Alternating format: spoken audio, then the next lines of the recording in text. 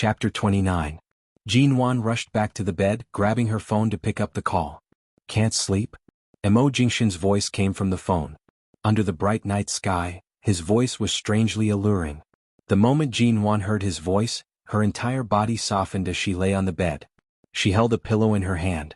Did you see the message I sent? It's already so late. Have you returned to the U Garden? No, something happened with the overseas business partner. I just finished a meeting. Mo Jingshan's voice was low. Then you should go back and rest early. You're working late again when I'm not home, aren't you? Jinwan could not help but mutter, I should be by your side every day. When it's time, I should take off your clothes and press you down on the bed. I won't let you go anywhere. Don't mention work, you can't even enter the study. The other side was silent for a moment. Then he chuckled softly and slowly. When do you plan to take off my clothes? I'm talking to you about serious matters. I'm asking you to sleep early. Mo Jingshan chuckled. But I'm more looking forward to you personally taking off my clothes before sleeping with me.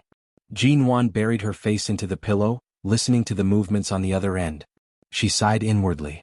She was clearly the one who took the initiative to flirt with Mo Jingshan. Why did it seem like he was flirting with her instead? He seemed to have already left the company. She could vaguely hear movements on the other side. He was most likely in the company's underground parking lot. Jinwan could not bear to hang up, nor did she want to disturb his driving. She lay on the bed, narrowing her eyes to say, Put on your headphones before driving. There's no need to talk to me. You have to be careful when driving at night. Want to sleep? He asked. No, I can't sleep. Perhaps it's because I haven't returned to the G home for too long that I suddenly have insomnia. Jinwan lay on the bed lazily. It's really strange. The bed at home is clearly no different from the bed in the U Garden. Why is it that I can't sleep lying on it? Just probably because the bed lacks me. Jinwan smiled, her eyes curved. She reached out to pull the large, white bear that she used to carry into her arms. She was quiet for a moment without speaking. After such a long silence, she did not know if he had already arrived at the U Garden, but the two did not hang up.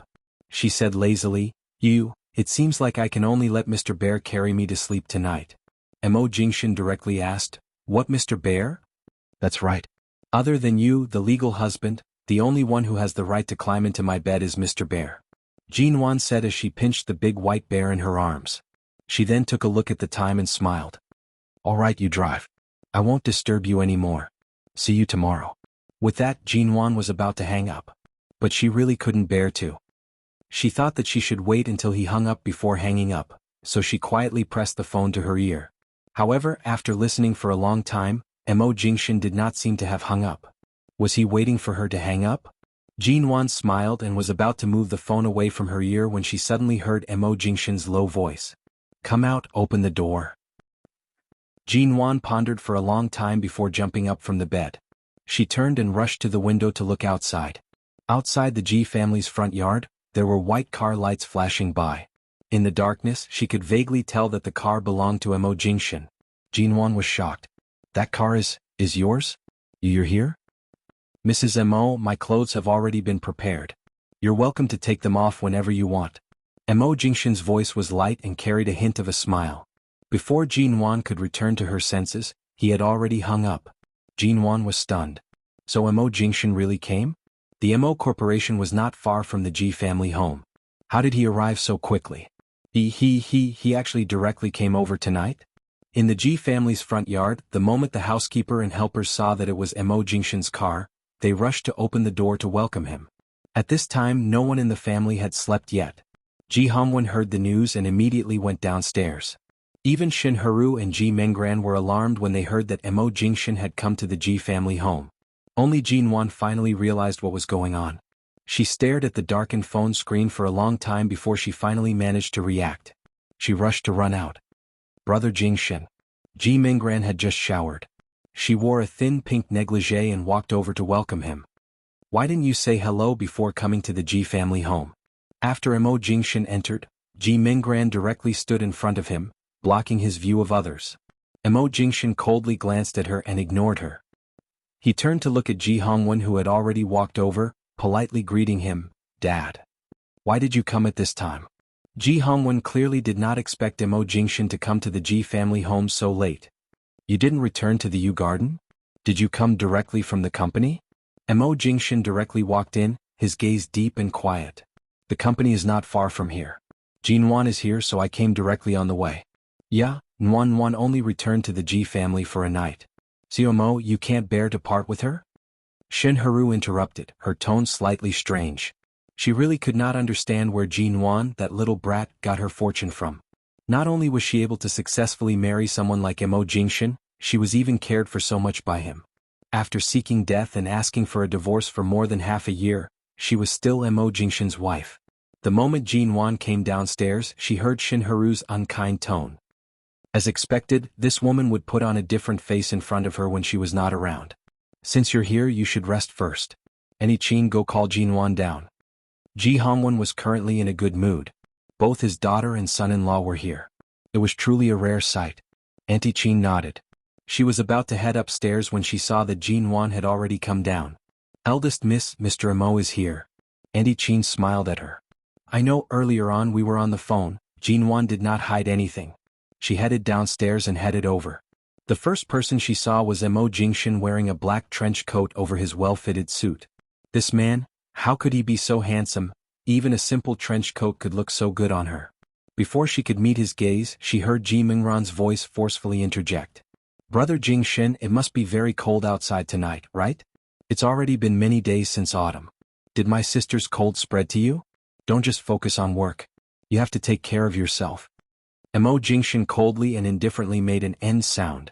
From start to finish, his gaze did not land on Ji Mingran. Instead, it moved past Ji Mingran, who was blocking his way, to look at Jinwan, who was walking over.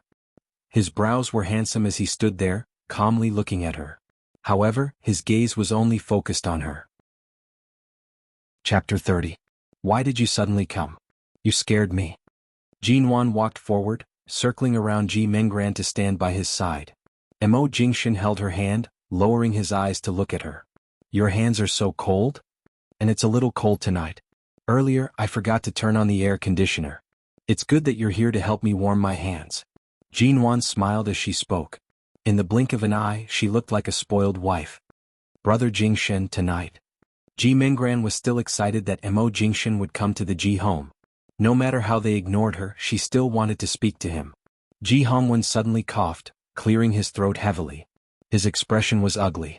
Mingran, look at what you're wearing. Jingshin is your brother-in-law. Why did you come down wearing so little? At this moment, everyone noticed that Ji Mingran was wearing a negligee with straps. It was a style that was close to those sexy pajamas. It was thin and short, revealing a large portion of her shoulder and collarbone. Even her chest was faintly discernible. The lower half of the skirt could barely cover a small portion of her thighs. Could not be any shorter. Earlier, his attention was focused on Mo Jingshin. Now that he had clearly seen what Ji Mingran was wearing, Ji Hongwon's expression was as black as the bottom of a pot. Dad, I was preparing to sleep earlier. When I heard that Brother Jingshin came, I immediately ran out. Ji Mingran was trying to explain when a thin coat was suddenly thrown over her head. She tugged the coat off her head, turning around to look at Jinwan. She realized that this was the coat Jinwan had worn when she came downstairs. Put it on. You might not be cold, but we all feel cold just by looking at it. Jinwan's tone was calm. Thank you, sister. Ji Mingran could not find anything else to talk about. Her eyes secretly glanced at Mo Jingshin. She saw that his gaze did not land on her body. Not to mention her legs, he did not even glance at her shoulders. Aya, it's so cold. Jinwan suddenly shivered.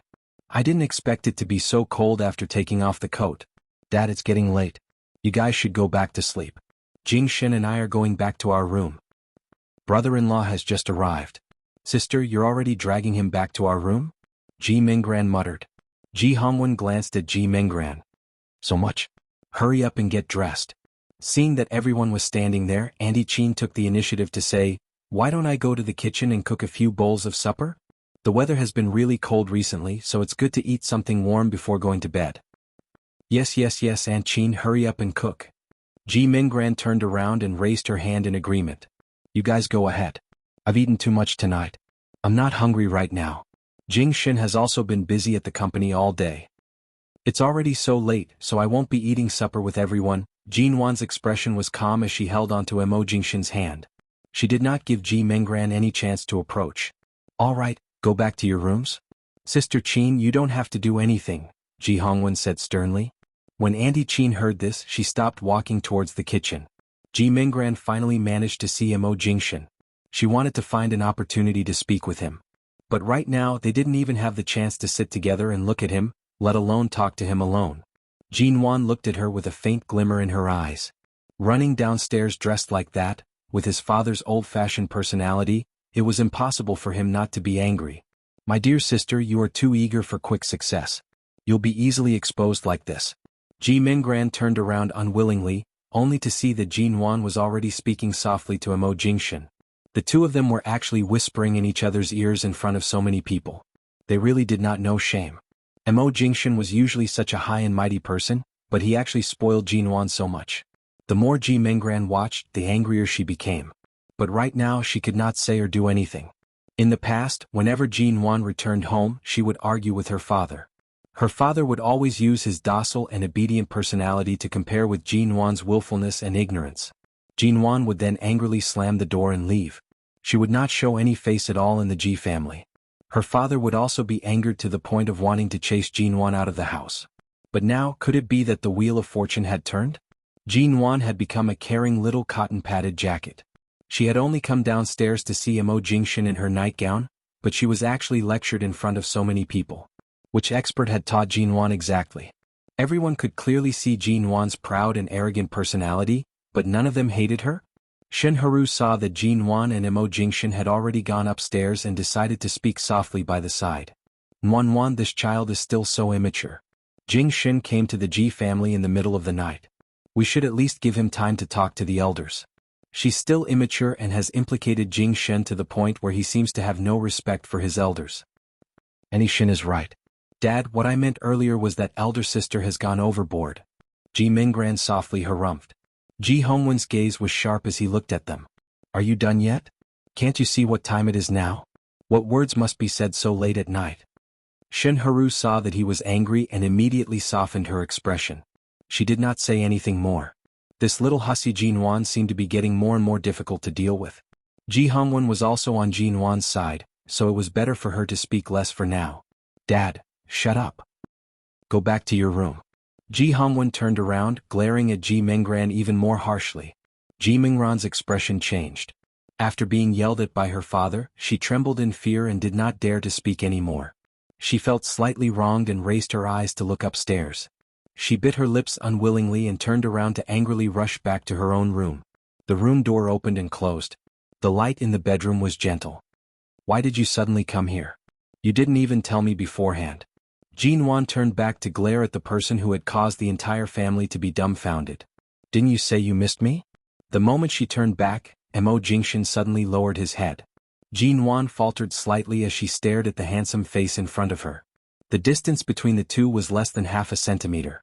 This sudden closeness and the man's scent assaulted her senses, causing her heart to jump. Realizing that this was the Ji family home, even though the door was closed, Jin Wan instinctively raised her hand to push him away. In the end, before she could push him away, she was held down by a strong arm and brought to the bedside.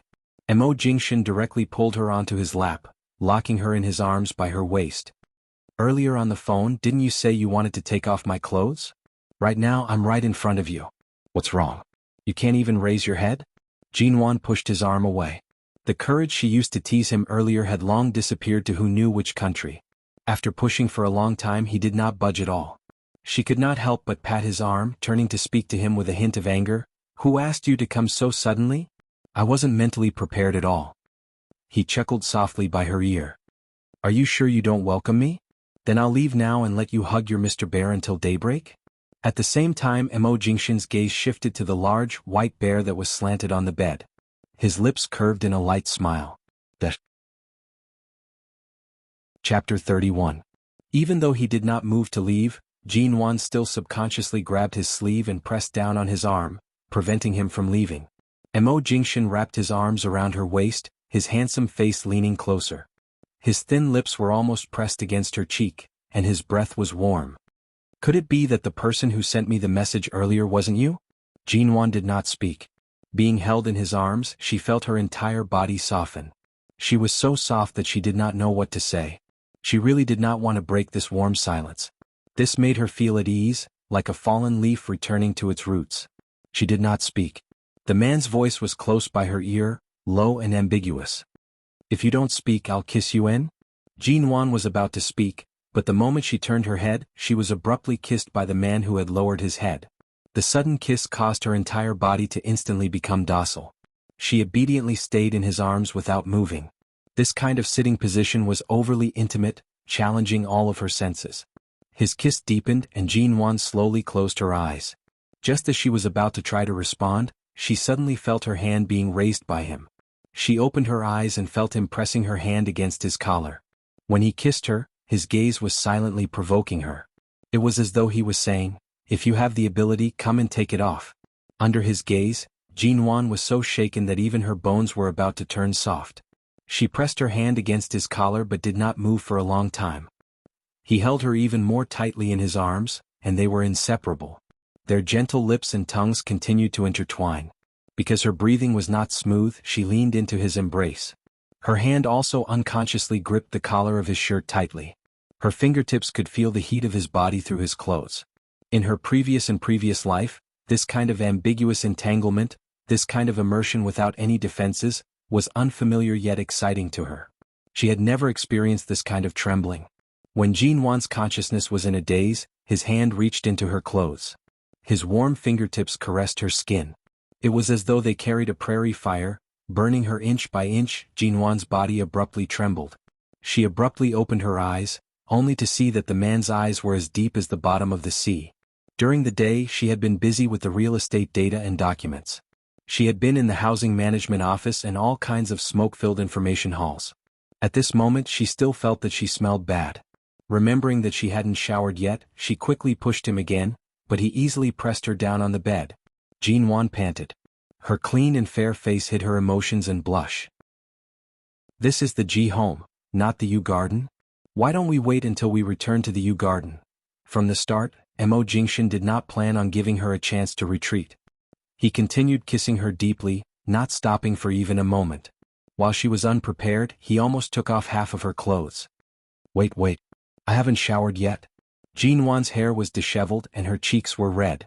She could no longer control the frequency of her breathing. She struggled slightly. "Let me take a shower. I'll be done immediately. I'll definitely be done soon." Because of her bashful and timid gaze, Mo Jingshan felt an undercurrent rush down his body. His black eyes seemed to be burning with fire, and he pressed her back into the soft blanket. The man's hoarse voice caused her heart to tighten. "Who is the only one qualified to be on your bed? I'll give you a chance to say it again." The great Mo Corporation CEO was actually bickering with a large, white bear to this extent. Jinwan tilted her head to avoid him. "This bear has been on my bed for so many years. I can't even remember when I bought it. Compared to Mr. Bear, how many nights has Mr. Mo hugged me to sleep?" Mo Jingshan's handsome brows rose. He lowered his head again. "On your bed for the next few decades, it will only be me." As he spoke, without waiting for Jinwan to react, his kiss landed on her ear. Her most sensitive spot was suddenly kissed by him. Jinwan felt as though her scalp was about to explode. Her mind went blank. Mo Jingshan? In any case, she did not really intend to be a tortoise. It was just that he came too suddenly, and she was not mentally prepared. She really was not prepared. Even now, her heart was still beating wildly. "What did you call me?" It was as though he was purposely not letting go of her most sensitive spot. His low and hoarse voice pressed against her ear as though he was threatening her. Jinwan pursed her lips. Her eyes were dark and filled with arousal. He even brushed his warm breath against her ear, causing her to tremble in his embrace. She could not even speak. "What did you call me?" His voice was dark and hoarse as he asked in a low voice. "Jingshan." Jinwan could no longer think calmly. She could not even form a complete sentence. She could only subconsciously respond to his forceful question. This answer seemed to be unsatisfactory to him. His hand moved up her clothes. Jinwan's entire body instantly tightened. She looked up at him as though she had been electrocuted. However, she saw that the man's deep gaze was fixed on all her expressions. Under his gaze, her willpower, which wasn't very strong to begin with, gradually weakened. Even the matter of insisting on taking a shower was almost thrown to the back of her mind. "Hubby," such a soft and velvety voice to a man, was like a drug that stimulated everything. The scorching kiss moved from her ear to her snow-white neck, and then to her collarbone. Dotted and dotted, he gently kissed her. Bit by bit, still going down, all of a sudden the tightly shut bedroom door was knocked. Both of their movements paused. Jinwan abruptly wanted to stand up but was pressed down by Mo Jingshan. He looked at her deeply, appearing completely unaffected as he continued to kiss her. Someone's knocking, The door was silent for a few seconds before sounds came again. Knock, knock, knock. Following that, Ji Mingran's soft voice sounded from outside the door. Big sister, are you asleep? I asked Auntie Chin to cook supper earlier but she made too much. I can't eat so much so I brought some out for you. Brother Jingshan has been busy all night. You shouldn't have eaten much, right? Open the door. I'll bring the supper in. Jinwan turned to look at the door. She wanted to get up but Mo Jingshan did not let her go. After struggling for a while, her clothes became even more disheveled. Are you sure you want to open the door like this? Mo Jingshan lowered his head, smiling heavily at her shoulders that already had traces of ambiguity. Jinwan glared at him, lowering her voice. It's true that wherever you go Ji Mingran will definitely be absent. Usually I don't see her eat supper. Tonight she's actually so persistent. Not only does she want to eat, she even insists on bringing it over for you. Mo Jingshan abruptly kissed her lips harshly. What supper? Eating you is enough. Chapter 32. Ji Mingran was right outside the door. Jinwan really could not concentrate. If we don't send Ji Mingran away she'll stand outside the door for the entire night, she softly protested. Mo Jingshan's hand rubbed her head, standing up to open the door. Ji Mingran was still knocking on the door, but as though she was afraid her father would hear her, she softly said, Are you guys asleep? Big sister, you usually don't sleep so early. Before she could finish speaking, the door in front of her was suddenly opened. The moment she saw it was Mo Jingshan, Ji Mingran's gaze paused on his unbuttoned shirt for 2 seconds. She then raised her eyes. Brother Jingshan, I'll bring the supper in for you. Mo Jingshan's tall figure blocked the door, his voice indifferent. Take it back. We're not eating. Seeing his indifference, Ji Mingran pursed her lips. But Brother Jingshan, you came so late from work. You definitely haven't. There's no need. She had yet to finish speaking when she heard a pung. The door in front of Ji Mingran was slammed shut. Ji Mingran's eyes widened, staring in disbelief at the door that had been mercilessly slammed shut. Jinwan, who had just sat up from the bed with her messy clothes, did not expect the matter to be resolved so quickly. Although this was indeed Mo Jingshan's style, this was the Ji home. He still had to give the Ji family some face. But clearly he did not plan on giving Ji Mingran any face. Just as she was thinking, she raised her eyes to see Mo Jingshan walking back.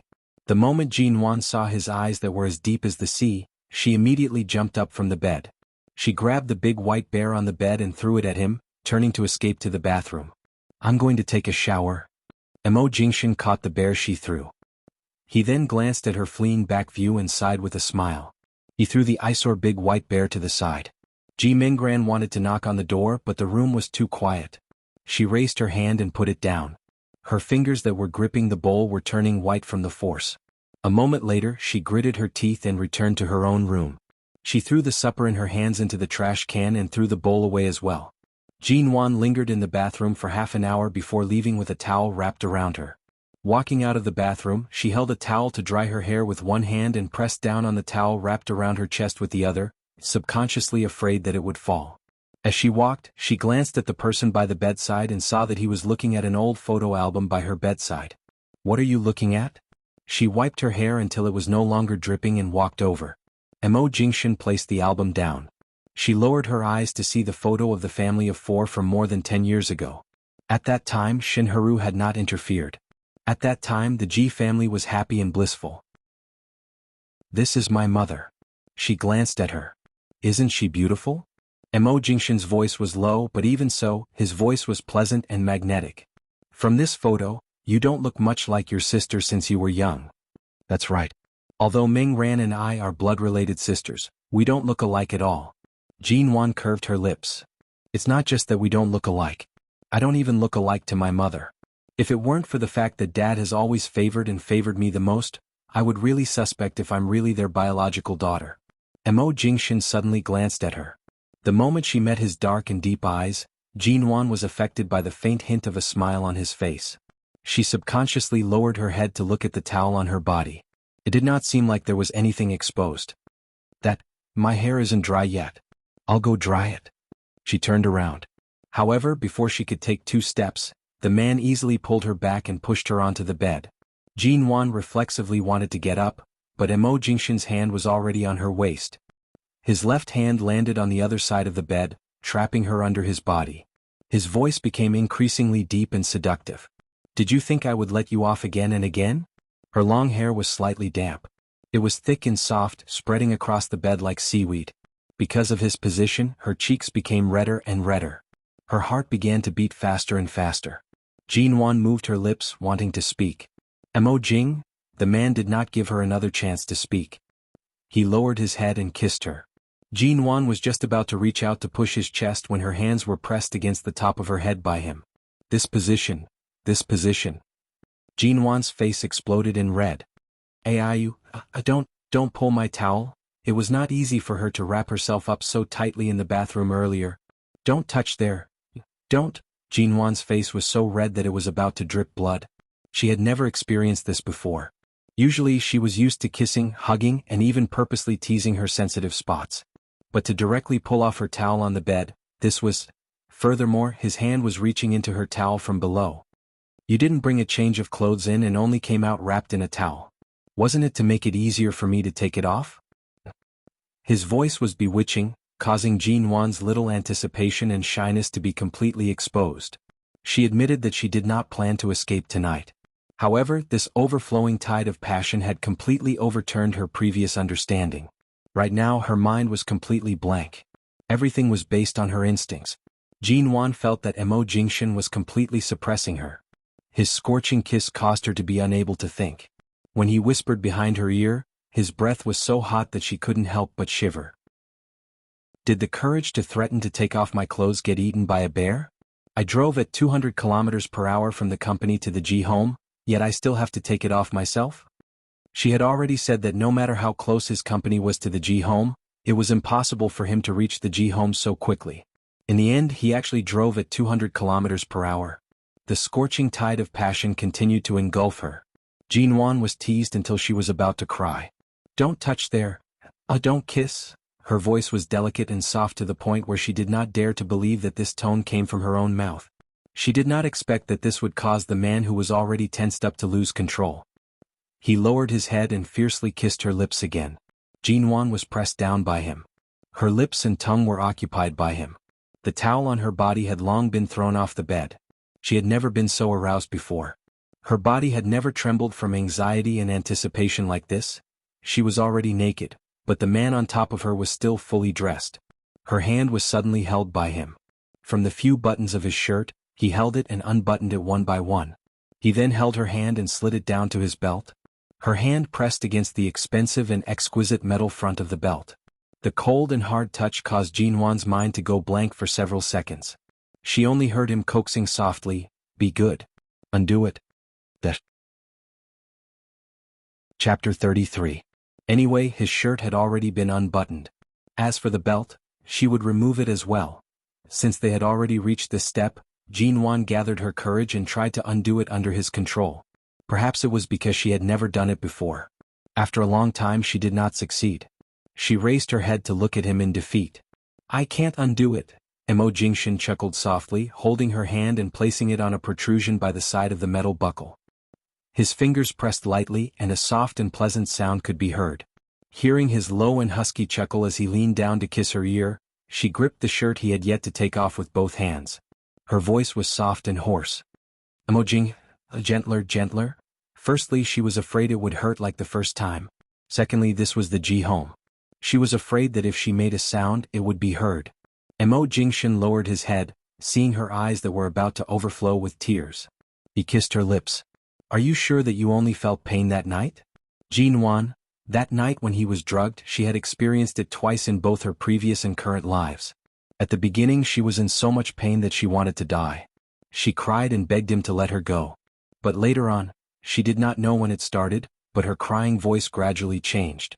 It no longer sounded like her. But at that time she was still in a daze. She did not even know that she had been reborn. How could she remember it so clearly? Did he have to make her remember? The man above her narrowed his eyes. "Do you remember?" Jinwan was completely unable to recall how she had changed that night. She turned her head and buried her face in the blankets, not wanting to answer his question. But the more she did not want to answer, the more he did not give up. Every kiss targeted her sensitive spots. Every place his palms touched was like a prairie fire, burning her into ashes. I don't know. You don't know? It's been so many days. I don't remember. You have to remember. Don't, this man. He drew out the desire she had buried deep in her heart, yet he did not satisfy her. He hung on to her, provoked her, kissed her, and teased her. He was clearly like an arrow on the bow, yet he refused to give it to her. Mo Jingshan, you remember? Don't kiss here, speak. I really don't remember. Mo Jingshan was not usually like this. Where was his aloofness? What about his abstinence? Why did he change after she recovered from her illness? He was as much of a jerk as he could get. She turned her head and buried her head in his neck. She said in a wrong tone, "You're too much." He chuckled. Am I too much? Yes. You've gone too far.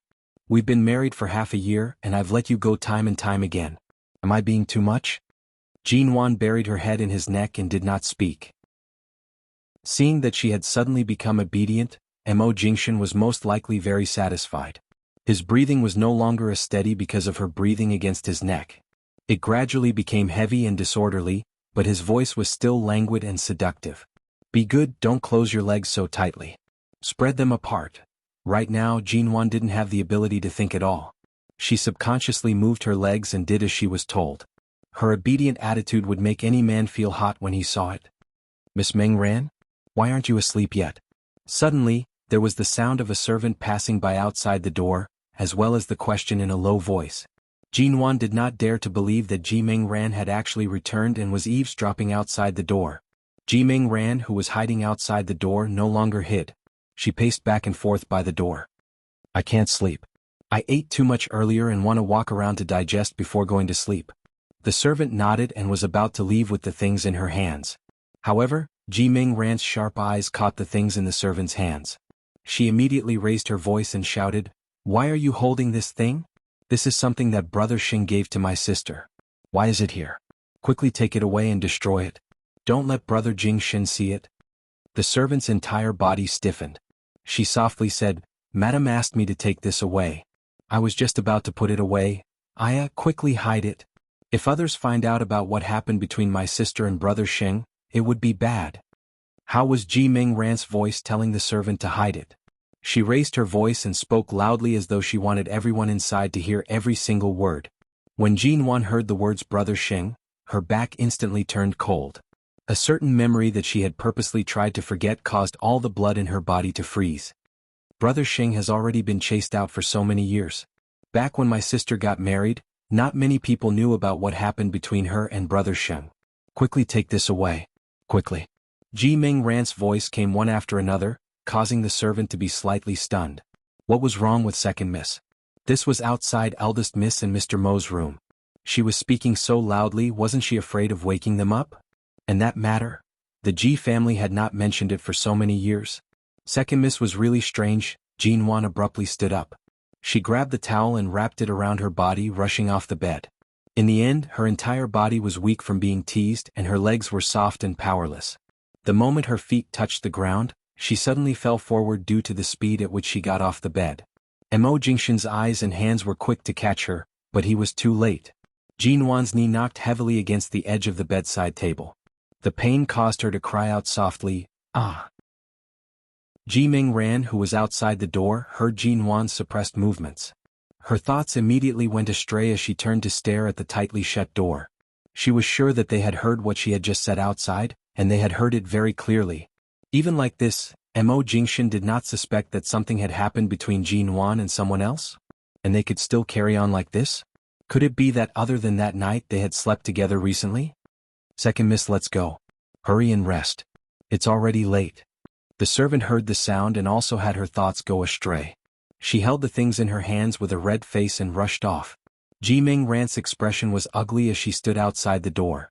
She took a deep breath and turned to leave, afraid that she would hear any more intimate sounds. The moment Jinwan cried out in pain, Mo Jingshan bent down to carry her up, placing her on his lap. Seeing her reddened eyes, his handsome brows furrowed. What's wrong with you?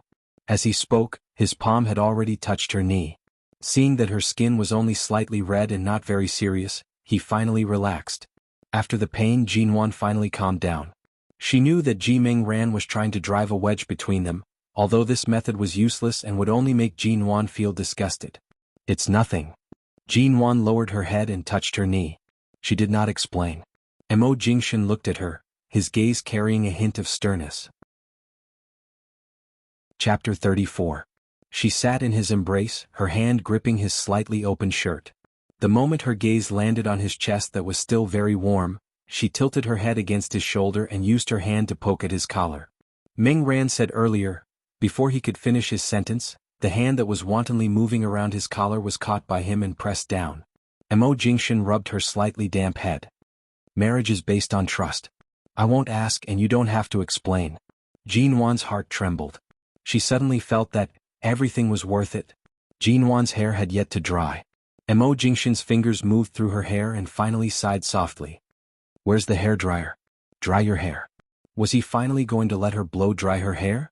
Jinwan blinked at him and pointed toward the white glass cabinet by the bathroom. It's over there.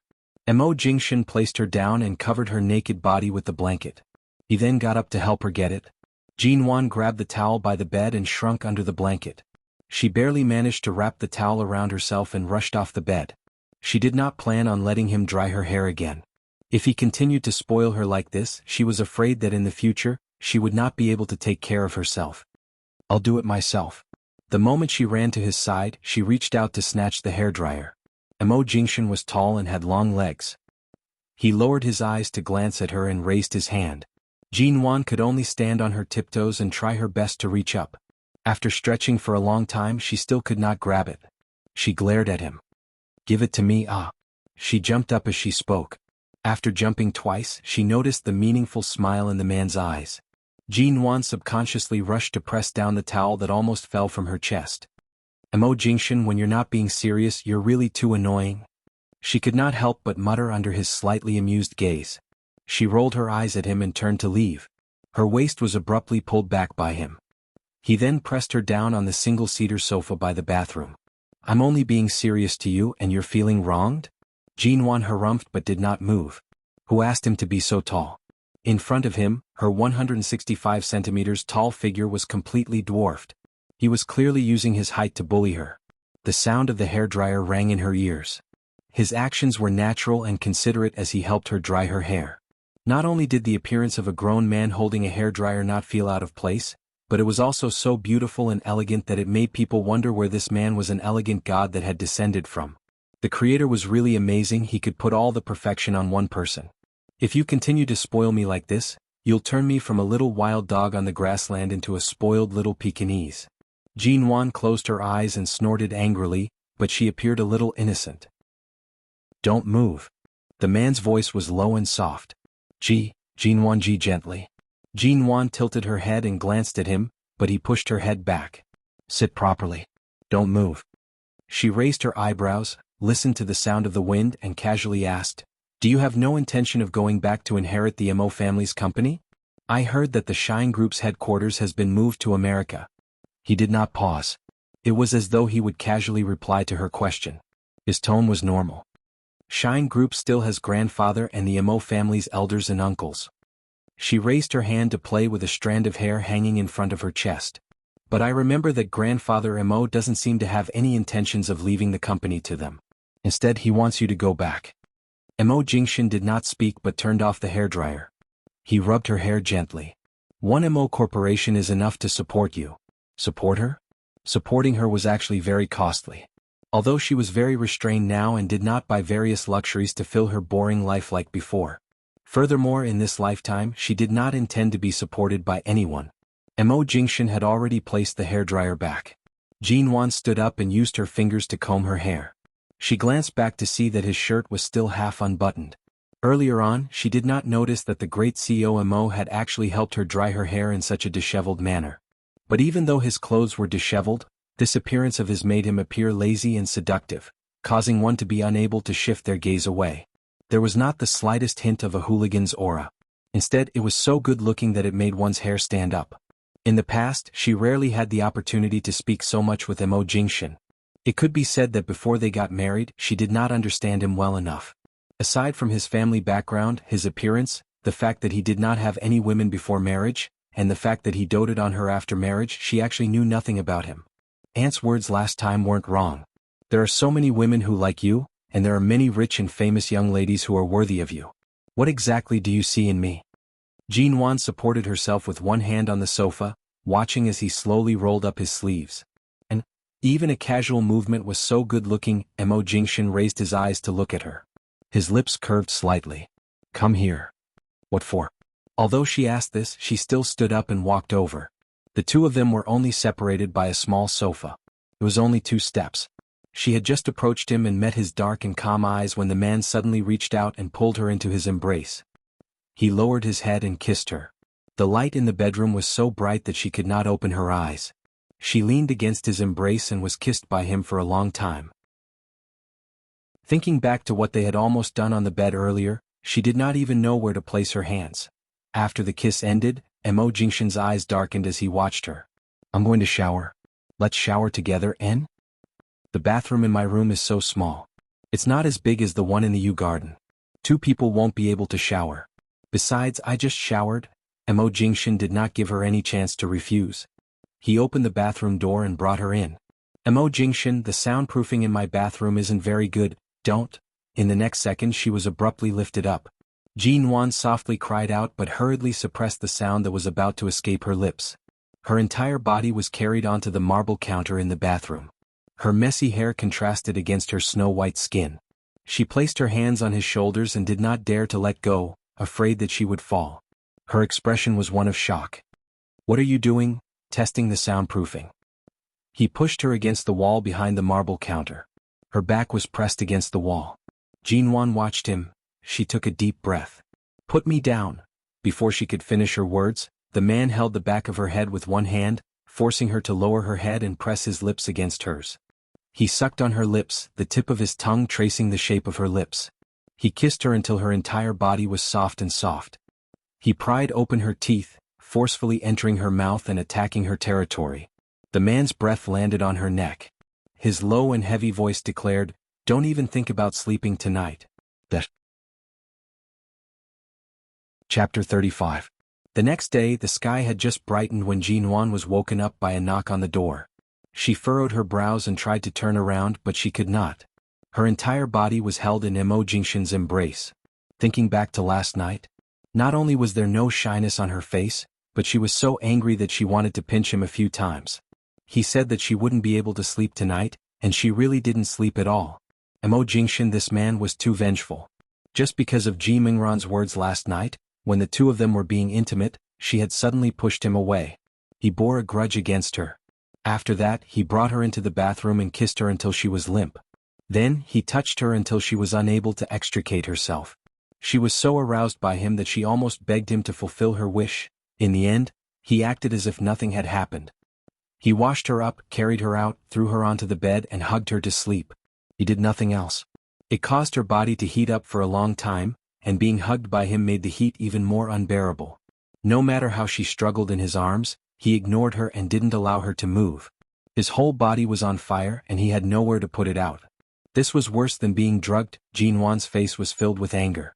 Because of the urgent knocking on the door, she could not stay still in his arms. She tried to sit up but was pressed back down by him. The man did not open his eyes. His handsome face was drowsy and lazy. When she was about to get up angrily, he hugged her and said hoarsely, "It's only 5:30. Would a normal person knock on the door at this time?" Jean Wan knew it. Who was it that came to disturb her sleep so early in the morning? Thinking about it this way, he could guess who it was. What a lingering ghost. So Ji Mingran didn't sleep at all last night. Jean Wan's mind became slightly clearer. She curled up in his embrace, but because of the torment from last night, she bit down on his chest. Mo Jingshan grunted. He furrowed his brows and tightened his grip on her. "Behave yourself. Don't move." His voice was even more hoarse. She didn't believe that he didn't feel the slightest bit of discomfort when she had been so miserable last night. If they were not in the Ji home, she would have pressed him down on the bed and raped him. The door was knocked even louder. Ji Mingran called out from outside, "Sister, wake up. The sun is especially bright today. Let's go for a morning jog." Ji Minggran had never been so diligent before and had never taken the initiative to go for a morning jog. She couldn't sleep, so why didn't she consider if others were sleepy? Jinwan abruptly sat up. Her movement was too sudden, and Mo Jingshan was caught off guard. He opened his eyes. His voice was calm and low. Looks like it's better if you don't come back to the Ji family in the future. Jinwan glanced at the door. Even if she did not have a temper when she woke up, she was so annoyed by Ji Minggran that she wished she could smash the door on her face. Sister, are you awake? Minggran's probing voice sounded from outside the door again. Jinwan decided to lie on the bed and pretend she did not hear anything. She refused to believe that Ji Minggran's skin would be so thick that she would ignore the feelings of the rest of the family and continue knocking. As expected, the door was knocked again. Ji Minggran could not hear anything. Even if she guessed that she had been ignored, she could not continue knocking because her father and Auntie Shen had been woken up. What are you doing? It's so early in the morning. Don't you know that everyone is resting? Ji Hongwen furrowed his brows. He walked down from the bedroom on the third floor. The moment he saw Ji Minggran, his expression turned cold. Ji Minggran rushed to take a step back, cautiously whispering, Dad, didn't my sister just catch a cold a few days ago? I want to go for a morning jog with her to train. Why don't I see you waking up so early? Don't you know that your brother-in-law slept here last night? What's with the ruckus? Ji Hongwen scolded. At this moment he was no longer sleepy. He warned her again and directly turned to go downstairs. The room finally regained its silence. Jinwan was extremely sleepy and gradually relaxed. She rubbed her head against Mo Jingshan's chest and found a comfortable position to continue sleeping. At around 7 o'clock, Jinwan walked down the stairs feeling refreshed. Seeing the people downstairs, she smiled and turned back to call out, Jingshan, I forgot to bring my phone. Help me get it. Ji Minggran was sitting by the dining table. She was just about to find a few words to scold Jinwan for waking up so late when she heard her words. Not only did she not see Mo Jingshan's figure, but after Jinwan said those words, she heard his steady footsteps return from the staircase. It was clear that he was going to retrieve Jinwan's phone. This Jinwan, she actually dared to order Mo Jingshan around. Who did she think she was? In less than a minute, Mo Jingshan returned downstairs. Jinwan was still waiting on the stairs.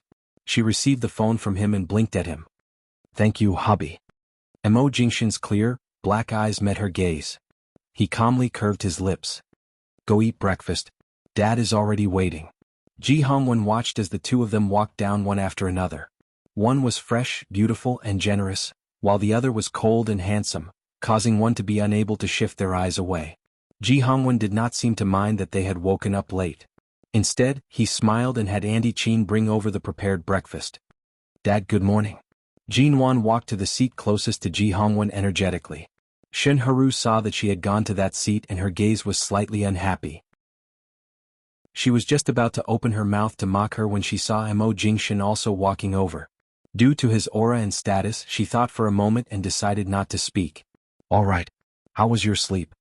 Ji Hongwen glanced at Jinwan in a good mood before turning to Mo Jingshan.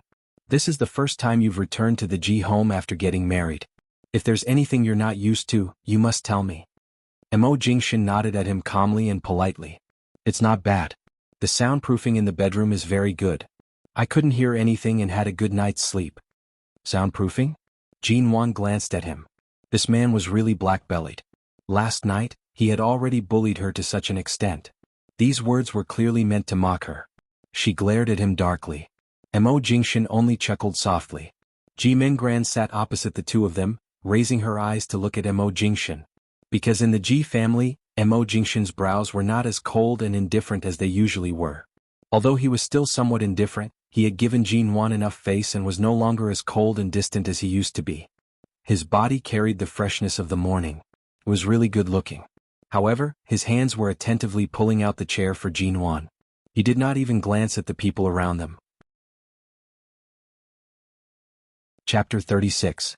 During breakfast, because Mo Jingshan was present, Ji Hongwen suddenly brought up the topic of Elder Mo's 80th birthday in a week. Nuan, has it been a long time since you bought any new clothes? Ji Hongwen suddenly asked. Jinwan was drinking her soup when she raised her head in surprise. Weren't we talking about Grandfather Mo's birthday? Why did the topic suddenly shift to me? You've been used to being casual for so many years. Usually you can dress however you want, but for Elder Mo's birthday, you have to dress more formally. Jinwan wanted to say that it was not like she had no clothes to wear. Regardless of whether it was the Ji family or the Mo family's wardrobe, she had whatever she wanted. How formal did she have to be? Jing Shin, if you're not busy today, why don't you accompany Nuan to choose a few sets of clothes? Ji Hongwen did not wait for her to speak, turning to look at Mo Jingshin. Mo Jingshin calmly smiled. All right. Dad, I don't lack clothes. Let Jingshin accompany you. Just obediently go and buy some for me. Ji Hongwen once again displayed his authority as the head of the family. He glared at her as though saying how immature she was. After being married for so long, you've never officially returned to the Mo family. What are the rumors out there? Don't you have any idea in your heart? Ji Hongwen harshly said, Jing Shin usually spoils you, but that doesn't mean you can always be so willful and impolite. The Mo family is not an ordinary family. How many people will be watching you during Elder Mo's birthday? You still have to act the way you should. Jin Wan did not retort. Buying clothes was not important. Shopping with Mo Jingshin was a fresh experience. At the same time, she could also think about what kind of birthday present to give grandfather Mo. Since Mo Jingshin did not reject it, she naturally accepted it. Dad, our Ji family will also be going to Elder Mo's birthday, right? Ji Minggran suddenly asked. Of course. As in-laws, how could we not go to Elder Mo's birthday? But Dad, I haven't bought any new clothes in a long time. Ji Minggran's tone carried a hint of grievance. Can I follow big sister and brother Jingshin to buy clothes? Don't you spend money recklessly every day? What clothes do you need? Ji Hongwen sternly shouted at her, don't mess around. The clothes I usually buy are for everyday wear. I don't have any clothes that are suitable for that kind of occasion. Anyway, my sister and the others are going shopping today, not going on a date. It won't hurt if they bring me along. You. Ji Hongwen was just about to reprimand him. Since Minggran is going to attend the birthday banquet, it's not wrong to let her choose a few sets of clothes. Shin Haru chimed in from the side. These two are your biological daughters. You can't be too biased, right? That's right. Dad, you're biased. Ji Minggran reached out and hugged Shin Haru's arm, acting coquettishly.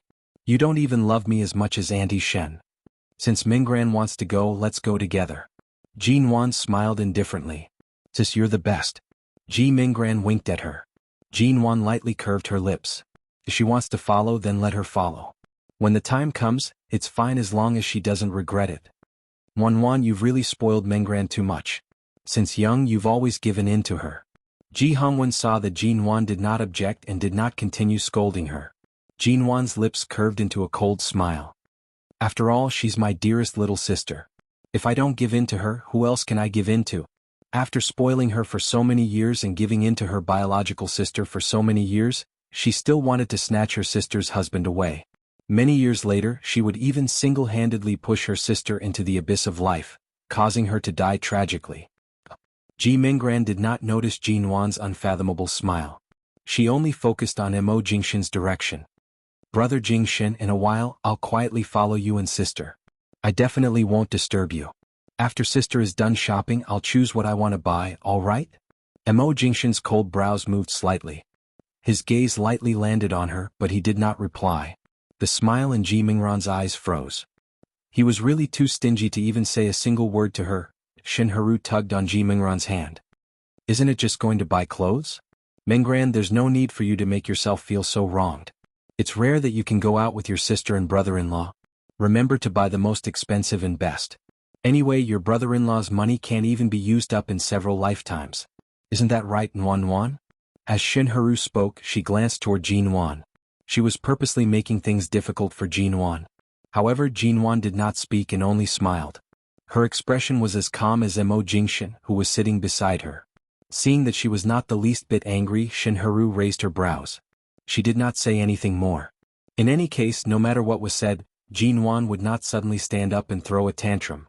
She would also not make Ji Hongwen unhappy. Right now, Jin Wan knew when to advance and when to retreat. Who knew what she was planning in her heart? Jin Wan appeared as though she did not care about the thoughts of everyone at the table. Not long after, she placed down her bowl and chopsticks. Hubby, shall we set off now? Are you full? Mo Jingshin asked. And you've put a lot into my bowl. If I eat any more, my stomach will burst. Mo Jingshin smiled mildly. He said to Ji Hongwen, we'll be leaving first. Enjoy your meal. Ji Hongwen nodded. Seeing his daughter and son-in-law being so loving, he truly felt comfortable from the bottom of his heart. Seeing that the two of them had already stood up, Ji Minggran was shocked. "We're leaving now." "I haven't finished eating? Who asked you to speak so much earlier? Eating so slowly." Ji Hongwen turned to glare at her. "If you want to go, hurry up and follow us. Don't let Jing Shen and your sister wait for so long. Otherwise don't follow us." Ji Minggran felt slightly wronged but did not speak further. She stood up and wiped her mouth. Seeing that Jin Wan and Mo Jingshan had already left the villa, she hurriedly ran out. In the end, the moment she stepped out, she saw Jin Wan actually taking the initiative to hold onto Mo Jingshan's arm. Ji Minggran paused for a moment before quickly walking forward. She smiled and said, "Brother Jingshan, didn't you park your car in the villa's front yard? Why did you directly walk out of the main door?" Jin Wan turned back. "It's what I said earlier. Today is the weekend and the traffic will definitely be bad. Driving will take up too much time, so I suggested that your brother-in-law not drive today." Not driving?" Ji Minggran was shocked. "Then how are we going to go?" "Of course we'll take a taxi." Jin Wan's tone was mild. She held onto Mo Jingshan's arm and raised her eyes to look at him. "Why don't we just take the public bus? Let's just treat it as accompanying the great CEO Mo to observe the customs of the people. How about it?" Mo Jingshan's tone was mild. "Up to you." Public bus. Ji Minggran suddenly regretted following them out. She had never taken a public bus in her entire life. Going out with someone like Mo Jingshan, whose net worth could not be easily estimated, yet they actually had to take a 1 or 2 yuan public bus. Was there something wrong with Jin Wan's brain? Ji Minggran bit her lips in anger. She walked up to suggest a different method of travel, but the two of them had already walked far away. Chapter 37. Jin Wan and Mo Jingshan walked out of the villa. They completely ignored Ji Minggran, who was behind them, and followed behind her. It was fine if they wanted to go shopping together, but Ji Minggran should not even think about sitting in Mo Jingshan's car. Not only could she not let Ji Minggran sit in the front passenger seat, she could not even sit in the back. She definitely could not let Mo Jingshan's car have the slightest bit of Ji Minggran's smell. When they arrived at the bus stop, Ji Minggran looked at the crowd waiting nearby. They were dressed in expensive clothes, carrying cheap bags that cost 1 to 2,000 yuan, and were wearing unpleasant and tasteless perfume. She immediately hid to the side with a look of disgust. "Big sister, should we take a taxi? There are so many people on the bus and there are so many people lining up here. It's really too crowded." Ji Minggran approached Jin Wan's side and made a final struggle. "Anyway, there aren't many stops. It won't be a big deal if we squeeze a little." Jin Wan did not even turn back or look at her. "I heard that there are many thieves on the bus and the smell on these people is also very—" She had yet to finish speaking when the bus they planned to take suddenly stopped in front of them. A group of people lined up in an orderly manner. Only 2 or 3 people squeezed up. Mo Jingshan raised his hand to protect Jin Wan as they lined up at the back. The two of them did not even listen to Ji Minggran's words. She saw that Mo Jingshan did not show the slightest bit of disdain. It was likely that he had never taken a bus in his entire life, but he actually lowered himself to line up with Jin Wan. Thinking back to the incident where he personally bought Jin Wan glutinous rice balls, Ji Minggran was so angry that she wanted to vomit blood. Seeing that they had already boarded the bus, she had no choice but to follow up. There were not many people on this bus. At the very least there were a few seats. However, only 2 of the seats were next to each other. The others were all by themselves and they were all in the back row. Jin Wan naturally sat with Mo Jingshan in the 2 seats in the front row. The moment Ji Minggran approached, she discovered that there was no seat for her. "There are seats in the last few rows," Jin Wan reminded. Ji Minggran had no choice but to go to the back of the bus. However, she didn't expect that there were a few old people who often came out for a walk in the last few rows of the bus. 2 of them were coughing non-stop. The air here was indescribably dirty compared to the front. She stood there for a long time with a look of disgust, considering whether she should sit down or not. Suddenly, a car in front of the bus came to a screeching halt. Ji Minggran couldn't stand still and could only sit down angrily. When the old man saw this young lady, he smiled kindly at her. However, when he saw the disgust and indescribable expression on her face, the expressions of the old men around him immediately turned cold. As for Jin Wan, it was true that she had never taken a bus before. However, in the last few years of her previous life, she was so poor that she could barely afford to take a bus. After saving for so long, the cheap mode of transportation became a habit. She turned to look at Mo Jingshan. Not only did he not complain that there were too many people here, but he also did not seem uncomfortable at all. Even though he was sitting on the bus, his aura was still the same, noble and calm. The sunlight outside the window shone in. This man was really good looking. Taking the bus, are you used to it? Jinwan leaned close to his ear to ask softly. The man chuckled softly, his tone calm and indifferent. Do you think I've never taken one before? You've actually taken a bus before? Jinwan did not dare to believe it. She would never have imagined that as the heir of the Mo family, the great CEO Mo who was born with a high status, he would actually have such a down-to-earth experience. Mo Jingshan's thin lips calmly spat out 2 words. When I was studying abroad, I lived alone for 2 years. The meaning behind his words was that he had once lived an independent life without his family following him, without any helpers or aunties to take care of him. That kind of life was so free that he could take the bus whenever he wanted and do whatever he wanted to do. There were no rules to restrict him, and he did not need to guard his noble status to stand at a high place. He could even be down to earth without any disgust. She really wanted to know how different the Mo Jingshan of that time was from the current him. Jinwan leaned close to his ear to whisper, "What should I do? We've already been married for so long, but I actually only know a little about you. Will you despise me?" The man's eyes were filled with a deep smile. He turned his head and lowered his eyes to look at her as she leaned closer. With just a turn of their heads, the distance between them was so close that they could feel each other's breathing. The bus was filled with people. Jinwan was startled for a moment and subconsciously moved back. However, her hand was suddenly held by him, not allowing her to move away.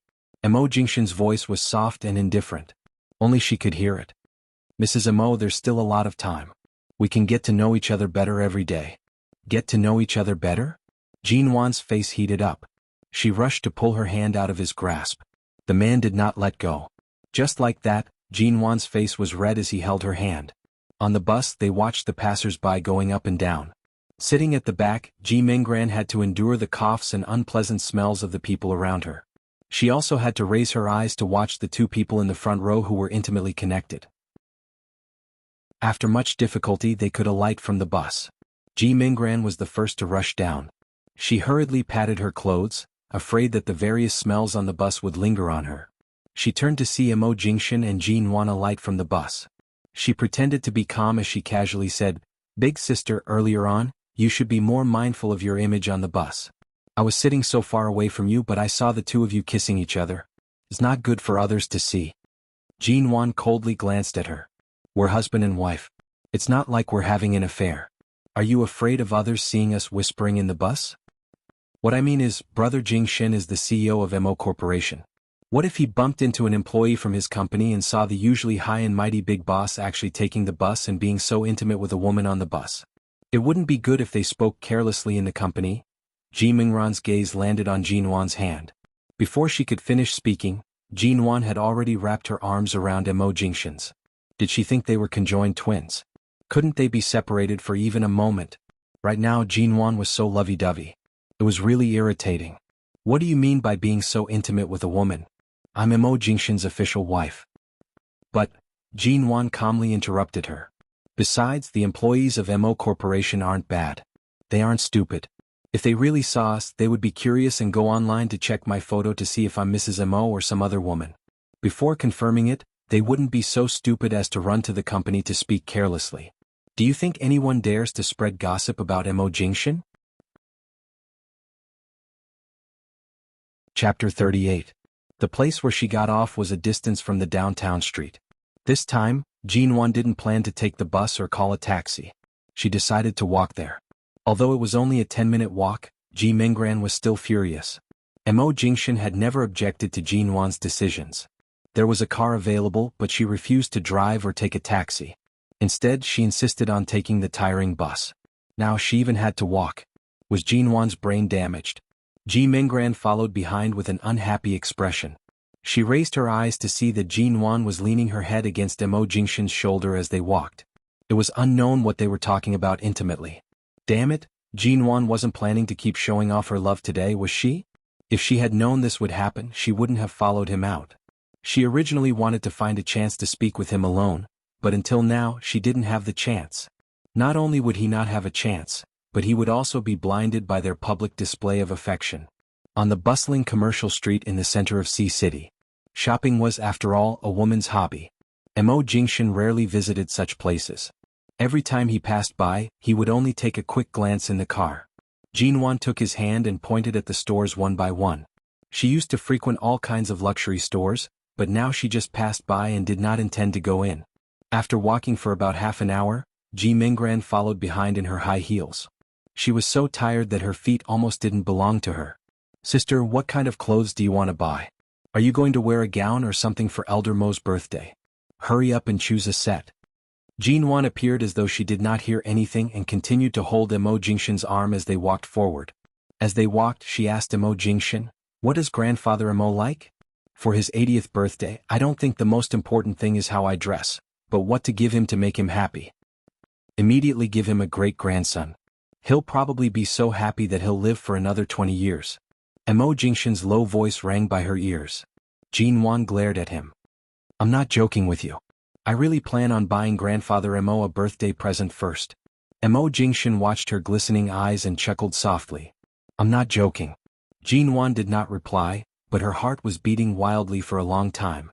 Just as they were talking about gifts, Mo Jingshan actually brought up the topic of her great-grandson. As Jinwan continued to walk, she subconsciously stole a glance at her belly. Although she didn't say it out loud, she was already thinking about it in her heart. She did not know if their first child would be a boy or a girl. A boy would definitely look like him, tall and handsome to the point of charming all kinds of young ladies. If it was a girl, she would have to look half like her and half like him. This was because Mo Jingshan's facial features were all perfect. No matter how you looked at them, they were all good-looking. As she thought about it, Jinwan's gaze drifted past a baby products store.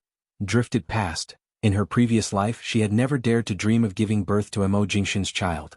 At that time, she did not even have the chance to see him again, much less have a child. "Sister, there's a high-end clothing customization center up ahead. My best friend often goes there to order gowns. Let's go take a look." Ji Minggran suddenly walked over from behind, blocking Jinwan's gaze that was drifting toward the baby products store. She raised her voice to speak. Jinwan glanced at the shop Ji Minggran mentioned. "It's your 80th birthday, not a banquet. Why would you wear a gown? But didn't Dad say that? There will definitely be a lot of people that day. You can't possibly wear your usual clothes, can you?" Ji Minggran pursed her lips. "There's no need to be so high profile. Just buy something comfortable and elegant. Sister, you used to love wearing gowns. In the past, you would order one every week." "That was in the past, not now." Ji Minggran did not manage to gain any good words and decided to complain. "Brother Jingshan, look at my sister. Right now, she seems to be especially impatient with me. I'm just giving you a kind suggestion." "Kind suggestion?" She was clearly reminding him. It reminded Mo Jingshan of how arrogant and conceited Jinwan was in the past. In the past, Jinwan would often follow her father to attend various charity banquets or business banquets. Her every movement was filled with the beauty and pride of a wealthy family's young lady. She was known as Hai Cheng's #1 young lady. Of course, aside from Jinwan's appearance, there was also the variety of beautiful evening gowns she never wore. Every time it was enough to stun people. In the past, Jinwan was so extravagant and high profile. Right now, she was so simple and low-key in front of Mo Jingshan, as though she was not the same person in the past. In other words, Jinwan had always been pretending. Ji Minggran was purposely trying to remind Mo Jingshan of the past Jinwan. The Jinwan who was as proud as a peacock. The Jinwan who made a fuss about divorcing him for half a year. This kind of woman was really not worthy of him. That's right. Dressing appropriately and elegantly for a birthday banquet is the most appropriate. It's a birthday celebration, not a beauty pageant. Gowns are indeed not appropriate. Mo Jingshan's tone was neither salty nor light. Mo Jingshan's words had just landed when he stopped in front of a chess hall. Jinwan ignored Ji Minggran, who was angered to the point her face was ashen. She raised her eyes to look at the chess hall and asked in understanding, "Does grandfather Mo like to play this kind of chess?" Mo Jingshan's voice was low and mild. During the late Tang dynasty, the chess record left behind by the famous Gu Shiyan was purchased by the owner of this hall. Someone once offered a high price of 100 million yuan, but it was not sold. To this day it is still here. A chess record from the late Tang dynasty? Then grandfather Mo will definitely like it. However, from his tone, it was likely that the other party would not easily sell it. If he was not willing to sell it for 100 million yuan, then it was likely that he would not sell it for 200 million yuan. This owner was clearly someone who did not lack money. Furthermore, his hobbies and obsession could not be compared to money. Her eyes shone as she suggested, "Why don't we go in to take a look? If we can meet the owner, we can discuss with him and see how much we can sell it for." Mo Jingshan glanced at her. "You want to gain grandfather's favor that much? Grandfather Mo treats me very well. His 80th birthday is such a special day. I have to give him a gift that he will really like." Jinwan was very sincere. Mo Jingshan looked at her clear eyes and suddenly smiled. Ji Minggran, who was behind him, suddenly leaned over. "Isn't that simple? Doesn't Dad have an ancient jade chessboard from the early Tang dynasty? Bring that over to Elder Mo, or bring the chessboard here to exchange for a chess record. As long as this owner isn't stupid, he will definitely choose to exchange a chess record from the late Tang dynasty for an early Tang dynasty chessboard." As she spoke, Ji Minggran appeared to want to perform well in front of Mo Jingshan. She took the initiative to pick up her phone to call home. However, Mo Jingshan continued to focus on Jinwan. "You really want to give this?" Jinwan nodded, staring at him anxiously. "But if I use my dad's chessboard to exchange for it, will it work?" Mo Jingshan coldly curved his lips. "There's no need." After speaking, he held her hand and walked into the hall, leaving Ji Minggran, who was still on the phone, behind. Chapter 39. Jinwan completely did not know why Mo Jingshan had brought her in. The owner of this chess hall was clearly very close to him. When he heard that Mo Jingshan had personally come to visit, he actually came out to welcome him. The owner's surname was Su. He was around 70 or 80 years old. His hair and beard were all white and he wore gold-rimmed glasses. His tone was very ancient. Being in this hall, Jinwan thought that she had accidentally barged into some ancient place. It was extremely ancient, but she could tell that every door and every table was meticulously made. The price would not be cheap. As expected, in the most prosperous city in the country, there were many crouching tigers and hidden dragons. Originally, Jinwan wanted to explain the reason for her visit to this boss Su. In the end, the waiter here invited her to the private room for tea. Mo Jingshan went in alone with boss Su to talk. Even if they were very close, or if this boss Su was an elder that Mo Jingshan was familiar with, she believed that the other party would not easily hand over such a precious item. Even if Mo Jingshan offered a higher price, it would not be so easy.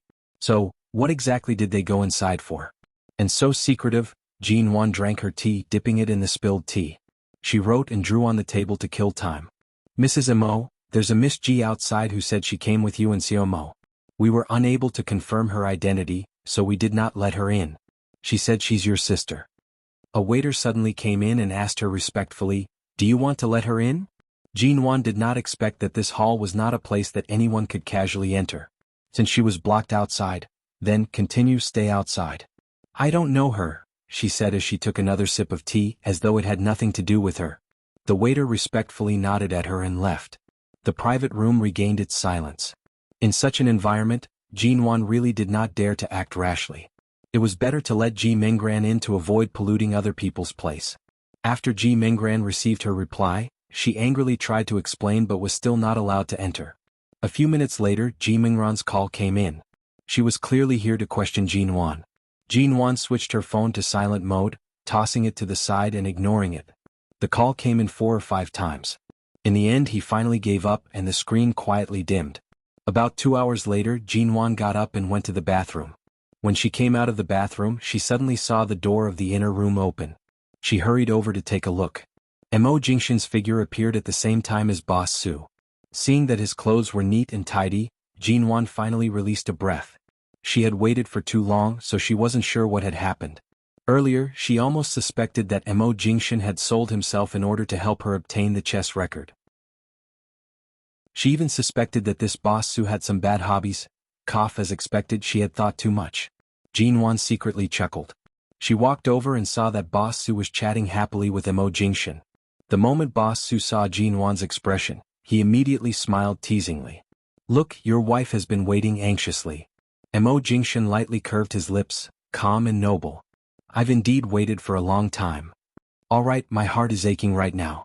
I really don't want to talk. You two can go wherever you want to go. I have to think of a way to calm down." Boss Su raised his hand and waved at them. Jinwan originally wanted to discuss with Boss Su to see if she could really use the chessboard to exchange for the chess record. In the end he wanted to leave just like that?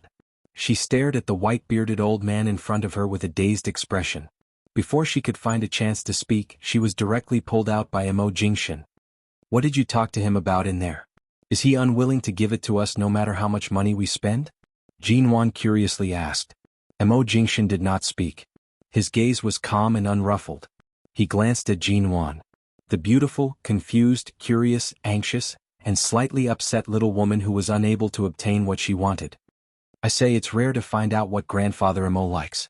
Since you've already brought me here, you can't possibly go empty-handed. Jinwan's words suddenly choked.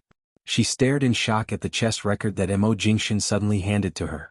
She stared at it in shock for a long time before reaching out to receive it. She carefully flipped it open and glanced at him in shock.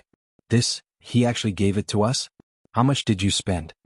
Mo Jingshan gave an unfathomable smile and walked out without replying. How much exactly did you spend? This is a gift I wanted to give to Grandfather Mo, not something you gave it to me so you have to put it on my tab. I can earn it myself. As long as I have some time, I didn't spend a single cent. Mo Jingshan saw her anxious appearance and no longer kept her in suspense. How is that possible? The two of them walked out of the clubhouse. Jinwan politely nodded at the people inside and politely said goodbye. She then held the extremely valuable chess record in her hands and asked, "What exactly happened? Didn't you say that someone spent 100 million yuan and still couldn't buy it? If you didn't spend any money, could it be that Mo Jingshan had agreed to some difficult request? She did not wish for him to be controlled by others or agree to unreasonable conditions because of her. Elder Su is a chess fanatic," Mo Jingshan calmly stated. "I made a bet with him. If I win against him on the chessboard, the chess record will belong to me." Shock. Apart from shock, there was more shock. Jinwan's mouth fell open for a long time before she asked in disbelief, "You know how to play chess?" Although Grandfather isn't as obsessed as Elder Su, he can be considered half an expert. From the age of 3, I was forced onto the chessboard by him to play with him. What do you think? Mo Jingshan's words were unhurried. Jinwan was so shocked that she could barely close her mouth. She pressed against his side and softly asked with uncertainty, "You really didn't spend a single cent?" The man glanced at her, his brows handsome and stern. "Your husband's face isn't even worth 100 million yuan? What an expensive face." Jinwan swallowed her saliva. "It's worth it, definitely worth it." "Happy? NN. Happy. Shouldn't you let me be happy tonight as well?" The man's low and seductive voice brushed against her ears. "Tonight it depends on your performance, N?" Jinwan stared at him in a daze. The chess record in her hands instantly felt as though it weighed 1,000 pounds. She recalled that she had waited too long inside and had even gone to the bathroom. It was in the bathroom that she discovered that. Jinwan licked her lips, tiptoed to his ear, and softly whispered something. Mo Jingshan's expression instantly froze. She cleared her throat. Seeing his expression, she timidly held the chess record in her hands and looked at him. She said pitifully, "Then should I return it to you first?" As she spoke, she even put on an expression as though she was willing to part with it and hand it over to him for safekeeping. Mo Jingshan was angered to the point of laughing. Chapter 40. The bustling street was bustling with people. Under Mo Jingshan's gaze, Jinwan happily held the chess record in her hands as she walked. She did not turn back to see the man's angered expression. Not far away was Hai Cheng's largest department store. Jinwan opened her mouth. "Actually, I have a lot of suitable clothes at home. There are also many new ones that haven't even had their tags removed. I might as well buy a suitable coat today." As she spoke, she suddenly glanced at the long coat displayed in the display window of a branded store. She was about to walk over. However, her waist was suddenly tightened. Mo Jingshan directly pulled her back. She raised her head in confusion only to hear the man's low and heavy voice by her ears. "It's too thin. How about the one beside it?" "No. It's only early autumn. I don't think it's very thin." Jinwan's lips trembled, but her gaze had already instinctively searched for thicker coats. Before she could finish looking, Mo Jingshan had already held her hand, leading her into another branded store by the side. A white cashmere coat displayed in the glass window of the store caught Jinwan's eyes. It was of moderate thickness and could be worn from autumn to early winter. It was simple and elegant, yet did not lose the sleekness of a branded design. It was a classic and elegant style. Jinwan raised her eyes in astonishment. She saw that Mo Jingshan seemed to be satisfied with this one. As a man who rarely shopped, Mo Jingshan's taste and foresight were indeed very high. Jinwan also liked this one. She directly called for a shop assistant to find a suitable size for her to try on. She wore the coat as she turned back and forth in front of the full-length mirror. The two shop assistants by the side had expressions of astonishment and praise. "Miss, this one really suits you. Your skin is so white and your figure is so good. This coat looks even better on you than on a model. It's especially elegant." Jinwan subconsciously turned to look at Mo Jingshan, who was sitting on the sofa in front of the store. He was sitting there. Handsome, noble and clear. His silent, cold and noble aura could not be ignored. He was noble and extraordinary. From time to time, a few of the shop assistants in the store would secretly glance at the man sitting on the sofa in the lounge. Their eyes were filled with all kinds of admiration and curiosity. There were also some younger girls who couldn't stop their faces from blushing and palpitating. "Do you have men's clothing in your store?" Jinwan's gaze shifted to the men's clothing area next to the fitting room. "Yes, Mississippi. Would you like to choose clothes for the gentleman who came with you?" Jinwan did not speak and turned to walk over. Previously she had bought a shirt for Mo Jingshan, but she had not bought a matching tie. Today he was wearing the one she had bought. In the end she chose one of them, hid the tie behind her and walked out with a smile. "Are you done?" Mo Jingshan put down the magazine he had casually picked up and raised his eyes to look at her. His gaze immediately revealed some satisfaction. It was a fact that Jinwan looked beautiful no matter what she wore. What he was satisfied with was that this coat was indeed warm enough to prevent her from catching a cold again. "Is it nice?" Jinwan tilted her head in front of him and asked, like a shy little girl who had gone shopping with her boyfriend for the first time. "Very good." The man was not stingy with his praise. Which woman didn't like to be praised? Jinwan smiled and her beautiful eyes curved. She then whispered mysteriously, "Stand up for a moment." Mo Jingshan's brows did not move. He looked at her and cooperatively stood up. Jinwan raised her eyes to look at the man in front of her who was much taller than her. She took out the tie she had hidden and quickly put it on his neck. When Mo Jingshan slightly raised his eyebrows in understanding, she skillfully fastened the tie on his collar and then looked at the incomparably handsome man in front of her. Not to mention the surrounding shop staff who were infatuated, even Jinwan's heart was slightly swayed. No matter in terms of charisma or any other aspect, Mo Jingshan was impeccable. In this life what she wanted to do was to cherish everything she had and take back everything that belonged to her. She wanted to protect all the people she wanted to protect. She definitely would not let herself repeat the same mistakes. Toward Mo Jingshan, she admitted that her heart had always been moved. She could not bear to part with him and could not leave him. She had thought that he was the obsession of her previous lives. She thought that it was enough as long as she did not lose him again. However, she never dared to think too deeply about it. Jinwan held onto the man's tie and suddenly felt that it was burning. She then met Mo Jingshan's eyes that were as calm as the sea. Her fingers gradually tightened around the tie. "Jinwan. What you want now, don't you think it's more than before?" For a moment, Jinwan could barely hear the praises and envious voices of the shop staff. She was lost in thought for a moment. Until Mo Jingshan pressed her hand down and held it. He lowered his eyes to look at her. "Why are you in a daze?" Jinwan returned to her senses. She subconsciously recalled that they were surrounded by people and rushed to pull her hand out. However, she was unable to do so. He did not let go. "Sir, your girlfriend must have been so mesmerized by your handsomeness that she couldn't speak." The shop staff by the side praised him with a smile. Jinwan did not speak, but her face heated up. Was she moved? She asked herself honestly. Of course she was moved. Earlier she was moved to the point that she was afraid of herself. "Not my girlfriend. She's my wife." Mo Jingshan repeated the moment the shop staff finished speaking. Seeing that Jinwan was acting like a shy little wife, he directly said, "Wrap up the tie and the one she's wearing. Is there any other piece that you like?" The latter question was directed at Jinwan. Jinwan shook her head. "This is the only piece of female clothing in this shop that I like the most. Furthermore, I don't lack any other clothes. I'll just buy one for now." After walking out of the shop, Jinwan glanced at the man by her side who was carrying shopping bags. For some reason she felt a sense of accomplishment to have someone like Mo Jingshan accompany her to shop. The two of them walked back to the department store by the side. With a glance, they saw Ji Menggran, who was anxiously pacing back and forth outside the door. It had already been so long and she had yet to leave? Jinwan slightly raised her brows. At the same time, the corners of her lips curved up. The moment Ji Minggran saw the two of them, she rushed over and said in a flustered and exasperated manner, "Sister, why did you leave me behind earlier? You caused me to wait outside the club for a long time, but I still couldn't see anyone. Later on, I went to the milk tea shop by the side and sat for a while. When I came out to ask them, the people from the club said that you had already left. Why didn't you wait for me?" Jinwan coldly glanced at her. "Earlier on you were on the phone. We thought that you had something to do, so you didn't go in. When we came out, we didn't see you and thought that you had left. I didn't even leave. I waited for you for so long. But you didn't even pick up my call." Ji Minggran's face was long from anger. That.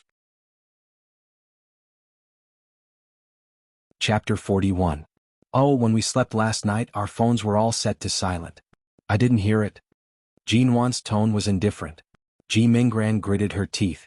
"You're trying to get rid of me on purpose, aren't you?" Jinwan immediately glanced at her with a joking expression. "Why would I shake you off?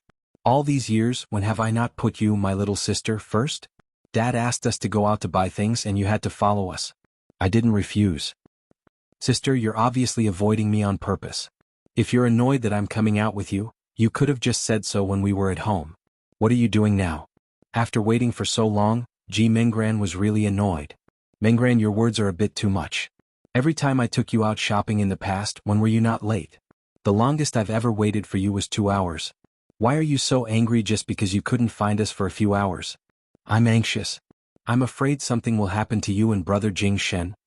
Ji Minggran did not intend to make things too awkward and changed the topic. "What could possibly happen to us? Minggran, don't blame me for scolding you. You're getting more and more surprised recently." Ji Minggran was about to explode from anger. In the end, Jinwan's words nearly caused her internal organs to bleed. She gritted her teeth, but her expression slowly turned stiff. "I was just too anxious, that's all. That's why I said a few more words." Jinwan coldly curved her lips and did not look at her again. She held Mo Jingshan's hand and entered the department store. In the end, Jinwan only bought a few simple things. Ji Minggran followed along and saw a dress that cost more than 100,000 yuan. She wanted Jinwan to swipe Mo Jingshan's card to buy it for her, but Jinwan pretended not to understand. In the end, Ji Minggran swiped the card herself with an ugly expression. In the past, no matter what Ji Minggran liked, Jinwan would buy it for her. Who would have thought that the Jinwan who used to dote on her sister to the point where many people were jealous of her, would actually be so cold-blooded? He didn't even want to buy her a dress that cost more than 100,000. Ji Minggran did not find a chance to speak to him alone until they were on the car back. Right now, Jinwan was like a dog skin plaster by Mo Jingshan's side. She would not leave for even a moment. How annoying. On his way back to the Ji family, he didn't take the bus. Instead, under Ji Minggran's strong request, he changed to a private car. Jinwan did not intend to go along with Ji Minggran's wishes, but it was already past 6 in the evening. In the autumn season, the sky darkened earlier. She did not wish to waste time on the road. Ji Minggran had already called for a car from the car rental company to pick her up, so she let her be. Anyway, this day's torture was enough to make Ji Minggran's heart hurt. Right now, Jinwan's mind was completely focused on the chess record in her hands. She carefully placed it into the leather lining of her bag to prevent it from being splashed with water or stained with something dirty. Master, why did you take a detour?" When Jinwan raised her head, she suddenly noticed that the route was not right. "It's rush hour right now. The few roads in front are already blocked, so we can only take Haiwan Road." The driver drove the car towards Haiwan Road without hesitation as he answered cautiously. Hearing the unusual tone in his voice, Jinwan immediately looked at Mo Jingshan, who was sitting in the passenger seat. Sure enough, Mo Jingshan had detected something wrong with the driver before she did. He had already checked the lock on the car door. Through the rearview mirror, she met his gaze and saw the answer in his eyes. The door was locked. Jinwan finally noticed that the driver's hair was slightly long, barely covering his ears. Now that she took a closer look, she discovered that there was a small black earpiece hidden in his ear, similar to the type used for surveillance. Furthermore, the driver's forehead was constantly dripping with sweat. Even though it was already autumn, the car was not that hot. He had been constantly sweating, and as he drove, his gaze hid hints of fear, confusion, and despair. Jinwan silently raised her hand and tried the back door. As expected, it was locked and could not be opened. She raised her eyes, continuing to look at Mo Jingshan through the rearview mirror. His expression remained cold and calm. The instant their eyes met, Mo Jingshan decisively reached out his hand. His arm swiftly moved to the left, pressing down on the driver's shoulder. His voice was low and heavy, but it gave off a heavy sense of danger. "Stop the car." The driver's entire body instantly trembled, and the sweat on his forehead increased. He closed his eyes in despair, his voice trembling as he said, It's too late." The moment he finished speaking, the driver's head suddenly dropped forward as though he had been drugged. He could no longer hold on and fainted. The speeding car abruptly sped forward due to losing control of its direction. Ji Minggran, who was sitting by Jin Wan's side, finally realized something was wrong. She then cried out due to the driver's strange behavior. "Ah! What's wrong with the driver? What happened?" Jin Wan's hand rushed to open the car door. Mo Jingshan, who was sitting in front, had already decisively kicked the unconscious driver to the side. He sat in the driver's seat and took control of the steering wheel to prevent the car from losing control. 3 seconds later he suddenly spoke. His tone carried a chill that made one feel as though they had fallen into an ice cave. "The car has been modified. The speed is set at 150, and the brakes are out of order. At this speed we can't use normal methods to slow down the car." "Then what should we do?" Ji Minggran screamed shrilly. "Why did the driver suddenly faint? Is someone trying to kill us?" Hearing Ji Minggran scream, Jin Wan was certain that this murder had nothing to do with her. Furthermore, Ji Minggran was sitting in this car. There was no way she would put herself in danger. Furthermore, Mo Jingshan was also in this car. Based on her infatuation with Mo Jingshan, Ji Minggran's suspicions could be eliminated immediately. "Is the fuel tank full?" Jin Wan stuck her head out, asking as she looked at the fuel gauge in front of Mo Jingshan. With one look, Jin Wan's heart instantly sank. It was actually full. It was impossible to stop the car after the fuel ran out. It would take at least 5 to 6 hours to run out of fuel. The car's speed remained unchanged at 150 as it sped through the city. Haiwan Road was close to the large sea and open beach in the east of the city. Furthermore, it was a circular road that circled around the seaside. This kind of speed was undoubtedly suicidal during the 6 p.m. rush hour. Furthermore, there were no roads that could lead them to the suburbs or safety zones. The only way forward was to head straight for the center of the city. Mo Jingshan suddenly said coldly, "Sit tight." Ji Minggran's face was already filled with fear as she tightly gripped onto the seatbelt. Her face was already pale from fear. Jin Wan silently glanced at the unconscious driver who had been kicked to the front passenger seat. The driver clearly knew of this plot from the start. From the looks of his earphones and the drugs he had been drugged, it was likely that he was forced to risk his life to do such a thing. Who on earth was it that was so ruthless and direct? They clearly wanted them to die. Chapter 42. Right in front of them, a large truck suddenly sped over. The speed of the car was abnormally fast, heading straight in their direction. Ji Minggran abruptly screamed, "Ah! What should we do? What should we do? Will we die?" "I don't want to die, shut up." Jin Wan harshly reprimanded her. Ji Minggran was already scared out of her wits. Her screams did not stop and she did not have any intentions of stopping. Her hands gripped the seatbelt so tightly that her knuckles turned white. Jin Wan, who had already died once, could not say that she was not afraid of this life-threatening situation, but she could still deal with it rationally. When she saw Mo Jingshan sitting in front, controlling the steering wheel in their lives, she saw the calmness in his eyes, and the fear in her heart lessened. "Open the windows," Mo Jingshan suddenly ordered. "All right." Jin Wan immediately cooperated, even though she did not understand the meaning of his request in such a dangerous situation. But after reaching out to try, she raised her eyes in shock. "The doors are locked and the windows are also locked." Mo Jingshan furrowed his brows. At the moment when he was about to collide with the truck, accompanied by a cry of despair, he abruptly turned the car around and drove straight toward the unobstructed coastline on the other side. "No. The doors won't open, we'll drown," Ji Minggran cried hoarsely. "No, I don't want to drown," but the car was already out of control. Even when she tried to stand up, her legs were too weak to move. Her entire body was plastered against the seat, her eyes filled with fear. "Quiet down." Jin Wan turned to glare at her fiercely. "Do you want to be smashed into meat paste by the truck here, or do you want to charge through the city center, losing your life while bumping into innocent people?" Fear had already taken over Ji Minggran's rationality. If we ram them to death, then so be it. What does it have to do with me? If we charge into the sea like this, we'll definitely die. We'll die. If you yell one more time, I'll strangle you to death, Jinwan coldly said. With that, she looked up at Mo Jingshan, who had already driven the car into the sea. The moment the car plunged into the sea, she smiled at him. The car was controlled and the doors and windows were locked. They were too far from the desolate countryside, and there were either trucks or crowds of people in the city center in front of them. Even though driving the car into the sea might be a dead end, as long as Mo Jingshan was here, she was not afraid. At first, the seawater didn't sink too quickly, but the deeper they sank, the faster it sank. The cold water gradually covered the soles of their feet. The car could no longer be controlled in the water. Mo Jingshan moved his hands away from the steering wheel. He raised his black eyes and saw Jinwan glancing at him through the rearview mirror. His heart seemed to have been struck by something.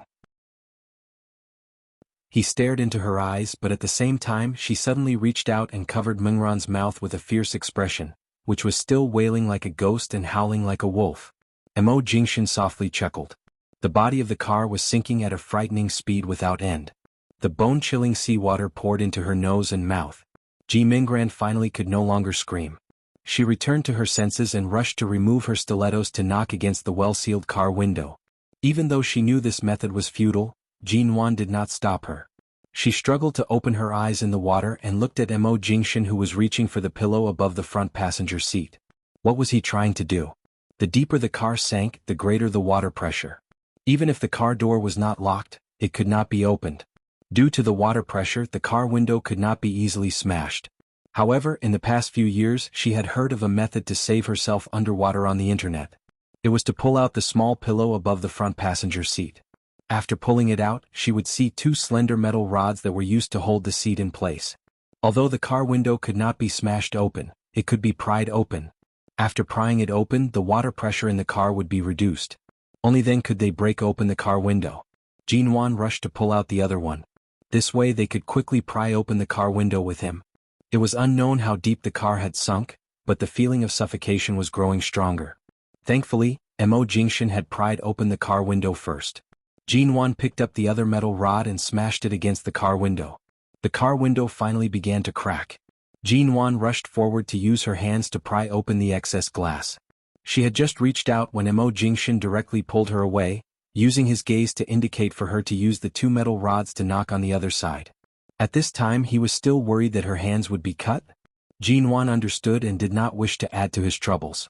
She obediently cooperated with him and opened the car windows on both sides. When they were finally able to squeeze out of the car, Jinwan's vision was already blurry from the suffocation. Mo Jingshan could see that although she was calm in the face of danger, her strength was almost completely exhausted. He reached out to carry her, using his gaze to look at her as though asking if she could still swim up. Jinwan silently nodded in his embrace. She then pointed up and nodded again, indicating that she could swim. All of a sudden, Ji Mingran, who was struggling to squeeze out of the car window, reached out and grabbed onto Jinwan's ankle tightly. It was as though she was afraid that they would throw her into the water to wait for death. Mo Jingshan's brows furrowed. His gaze turned even colder and deeper. He glanced at Ji Mingran. Clearly, aside from Jinwan, who was in his embrace, the life and death of others had nothing to do with him. The suffocation on Jinwan's chest was too unbearable. Right now she did not have the strength to kick him away. She could not be bothered to think too much and decided to ignore him. Saving her life was the most important thing. Although her ankle was being grabbed and her body was becoming heavier, thankfully, Mo Jingshan had been holding on to her and did not allow her to sink further. As they swam up, because the hand on her ankle was too tight, Jinwan could not help but open her mouth in pain. She unintentionally choked on a mouthful of seawater, and her entire body tightened.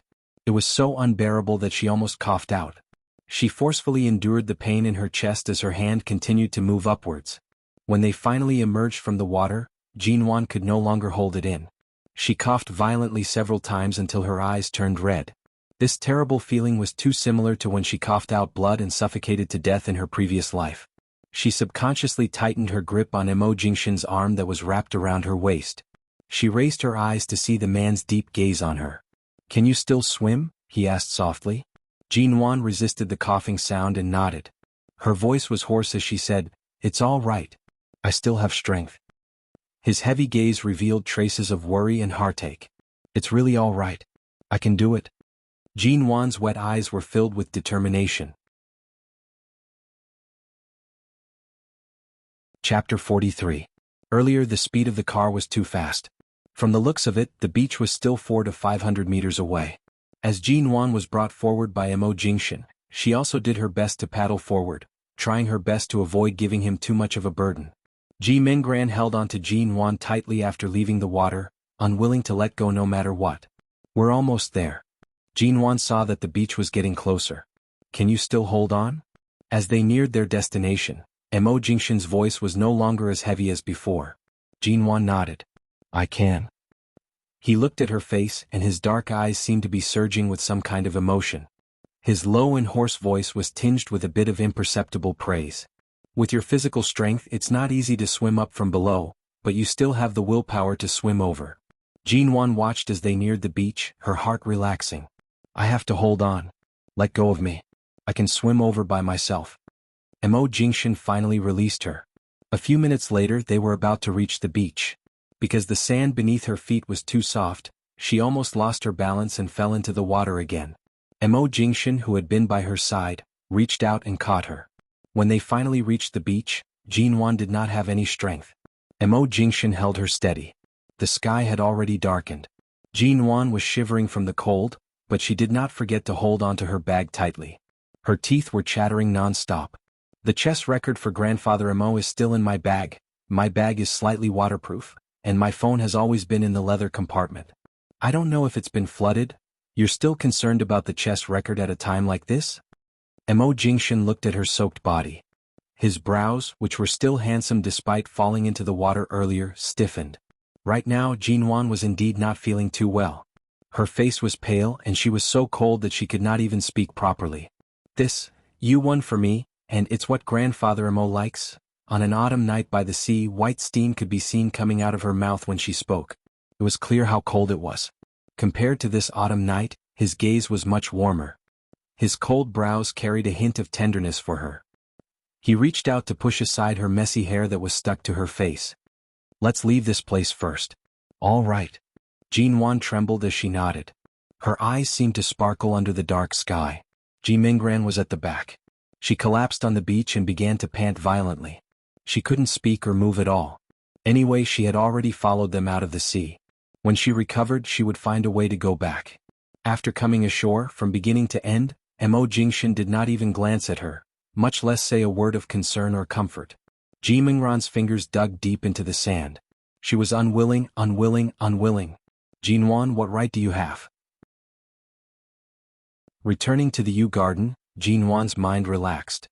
The moment she entered, she leaned against Mo Jingshan weakly. I came back alive. She took a deep breath, her voice hoarse from exhaustion.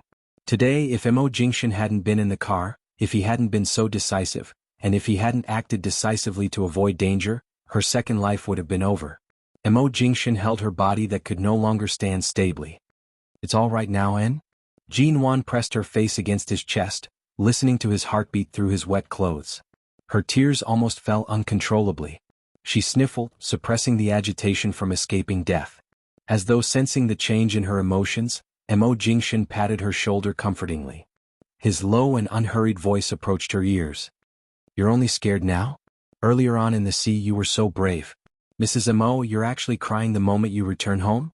Did he mean that the image she had used her life to create today had collapsed in an instant? Jean Wan almost choked out. She raised her head to look at him. Can't I be agitated? He chuckled softly, pinching her cold cheeks. Congratulations, Mrs. Mo. You've survived a disaster. You're worth celebrating. Jean Wan sniffled and wanted to speak, but Mo Jingshan called for Auntie Chen. Bring her to take a hot shower and change her clothes. Auntie Chen wanted to ask what had happened to them and why they were both soaked. However, when she saw Jean Wan's pale face, she was frightened and did not dare to waste time asking. She rushed to help Jean Wan back to her room. When Jean Wan walked upstairs, she could not help but turn back to look at the man by the door. Mo Jingshan, who was usually well-dressed, was also soaked. His shirt and trousers clung tightly to his body. However, even though he looked as disheveled as her, it did not reduce his charm in the slightest. Auntie Chen helped her to take a hot shower. Jinwan did not soak in the bath but requested to take a shower. She had only discovered that her period had arrived when she went to the bathroom at the chess club. "Madam, you're on your period. Your body is so cold. Are you really okay?" Auntie Chin asked worriedly. "It's all right. I'll be fine after I shower a little longer." Jinwan endured the terrible pain in her stomach and waved her hand at Auntie Chin. "Help me take out the things in my bag. Check if the chess manual and cell phone in the innermost waterproof compartment have been soaked." Auntie Chin nodded and brought her dripping bag in, wiping it clean with a towel. "The cell phone and the chess record in the innermost compartment are not wet, but the rest are soaked." Hearing this, Jinwan immediately released a breath of relief. "That's good." Auntie Chin saw that Jinwan did not have any other instructions and turned to help her boil some brown sugar water. Jinwan showered for a long time. It was only after Mo Jingshan had finished showering and changed his clothes that she slowly came out of the bathroom. After soaking in the cold seawater, her stomach was in so much pain that it could kill. After being bathed in hot water for a long time, her face was no longer as pale as before. There were even some hints of red. "You're done showering?" Jinwan saw Mo Jingshan. "And come here." Mo Jingshan saw her pink and slightly red face. His Adam's apple moved and he called out softly. Jinwan subconsciously walked toward him. The moment she approached, he suddenly pulled her into his embrace heavily. He placed a kiss on her forehead, and as though confirming that she was in no danger, he gently released a breath of air. Even though he did not make a sound, Jinwan sensitively sensed that today's situation was targeted at her. Who could it be? The Zhou family? Or the Han family? Or was it someone who had a grudge with the Ji family? In her previous life, after the Ji family went bankrupt, there were indeed many people who had grudges with the Ji family who came to find trouble with her. In both her previous lives, Jinwan was not unfamiliar with such cases. However, today's incident was actually aimed at taking her life. By tomorrow morning at the latest, the culprit behind the scenes will definitely be found. He lowered his voice by her ear. "Don't think too much. I'll take care of everything." Jinwan was quiet for a moment. "So, you already know who is behind this?" Chapter 44. Jinwan was indeed extremely cold. Earlier on, she had forcefully held on, but now that her determination had been shattered, she curled up in the blankets and did not bother to hide it anymore. She kept shivering, but her gaze could not help but land on his body. It was only when Mo Jingshan brought in the brown sugar water that she shifted her gaze away. Something like menstrual pain was actually seen by Mo Jingshan. Really, she had thrown her face all the way to her grandmother's house. "So, who exactly wants to harm us?" Jinwan asked. She paused for a moment. "Or rather, who exactly wants me dead?" Mo Jingshan handed her the brown sugar water. "There are too many cases of wealthy families hiring killers. In the future, don't return to the Ji home too often." Jinwan was startled, but she understood. Today's incident most likely had something to do with the Ji family's enemies. After all, Ji Minggran was the one who had called for the cab. Even if Ji Minggran was completely unaware of the situation, the other party had acted through Ji Minggran's phone. This meant that they understood the Ji family very well and had a certain grasp of Ji Minggran and Jinwan's whereabouts. Could it be Shinharu? Even if she was driven to desperation, it was impossible for her to use such a reckless method. After all, she still had the support of several aristocratic families behind her. Now was not the time to shed all pretense of cordiality. This kind of thing should not be done by her. Then who could it be? What? Someone who wanted to kill her? Seeing the brown sugar water delivered to her, she raised it slightly and drank a mouthful. Although she felt warm after drinking it, it did not seem to alleviate much of the pain in her stomach. Half an hour later, Jinwan's stomach was still in excruciating pain. She tried her best not to be discovered by Mo Jingshan. Mo Jingshan saw that her complexion was pale and finally lifted the blankets to enter. He directly hugged her from behind. Her entire back was pressed against his chest. Jinwan originally wanted to say that she was fine, but she still slowly relaxed in his embrace. The man's hand was warm and strong. He placed it on her abdomen, not allowing her to refuse. At the same time, he pulled the blankets higher and held her cold hands. He gently and slowly rubbed her palms. After a moment, he lowered his eyes to look at Jinwan, who still did not feel sleepy. Still in pain? Jinwan turned her head and looked at him with watery eyes. "Fortunately, it's a special situation today. It's only because the seawater was a little cold that I felt uncomfortable." The man's hand continued to gently stroke her abdomen. I've called the doctor over. If you can't sleep, wait for the doctor to check before you sleep. There's no need to call a doctor. It's just my period. There's really no need to trouble a doctor to come so late at night. If it still hurts tomorrow, I'll just go to the hospital to get some medicine. Jinwan quickly sat up. She had just wrapped herself in a towel, so when she sat up, the towel fell off. Mo Jingshan met her gaze. On her porcelain-like skin, there were traces of kisses from last night at the Ji home. Right now, Jinwan had her period as a protective talisman and did not think much of it. Her gaze was extremely innocent, and she was so magnanimous that it was as though she had only lost a coat. Didn't you say this afternoon that your flight will be to England tomorrow morning? Jinwan did not bother with the towel. She reached out to grab the blanket and casually covered her body with it. Recently, the MO Corporation had a project to discuss with a partner in England. Tomorrow, Mo Jingshan would be going to England for a business trip for 2 to 3 days. She had almost forgotten about this matter. Thankfully, nothing major had happened, and it did not affect his work schedule. There's no rush. You can sleep on the plane tomorrow. His gaze was deep as he watched her. His hand pinched her face. Mrs. Mo had quite a fright today. I have to stay by your side. Jinwan wanted to say that she was not that delicate, but his words made her feel good. She reached out and wrapped her arms around his neck. Following her heart, she took the initiative to kiss his thin, cold lips. Her lips were a little cold and so was his. But in an instant, her touching kiss inexplicably turned into a prairie fire. Their tongues and lips intertwined. He pressed her into his embrace and bent down to hold the back of her neck, so that the kiss could deepen. Their lips finally warmed up. At the same time, their bodies heated up as well. Jinwan was kissed until she panted and retreated slightly. The man in front of her pressed her into the bed. The lingering and scorching kiss caused her to feel slightly dizzy. She could even feel the obvious change in his lower body. It was dangerously pressing against her. Only then did Jinwan realize that she was completely unaware of the changes in the Passion Valley. Earlier she was really unguarded. Wait a minute. The situation did not seem optimistic. She suddenly whimpered against his lips. She placed her hands on his chest and felt her tongue go numb from the kiss. I barely escaped death and swam for so long. I feel like my whole body is about to fall apart. And so? The man continued to kiss her, scattering kisses on her white neck. Jinwan's lips trembled. So, you still have energy? The man paused and glanced at her. His low gaze deepened because of her words.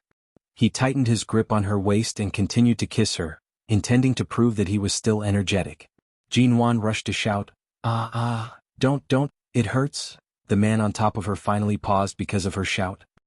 He lowered his head to see her holding her stomach with a pleading expression. Earlier in the day, when he heard her proudly announce that her period was coming, he had the intention to teach this woman who was so proud that she was about to ascend to the heavens. In the end, after experiencing this storm, this little woman was completely immersed in her own thoughts. She sat on the bed without a stitch of clothing, appearing as though she was waiting for him to butcher her. Mo Jingshan released a light breath. He felt that the self-control he was once so proud of was going to be used up on her sooner or later. Mr. Mo, Dr. Qin is here.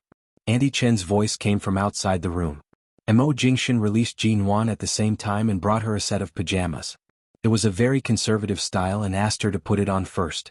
Miss Ji caught a cold during her period. Drink some medicine for a few days and keep warm. You should be fine.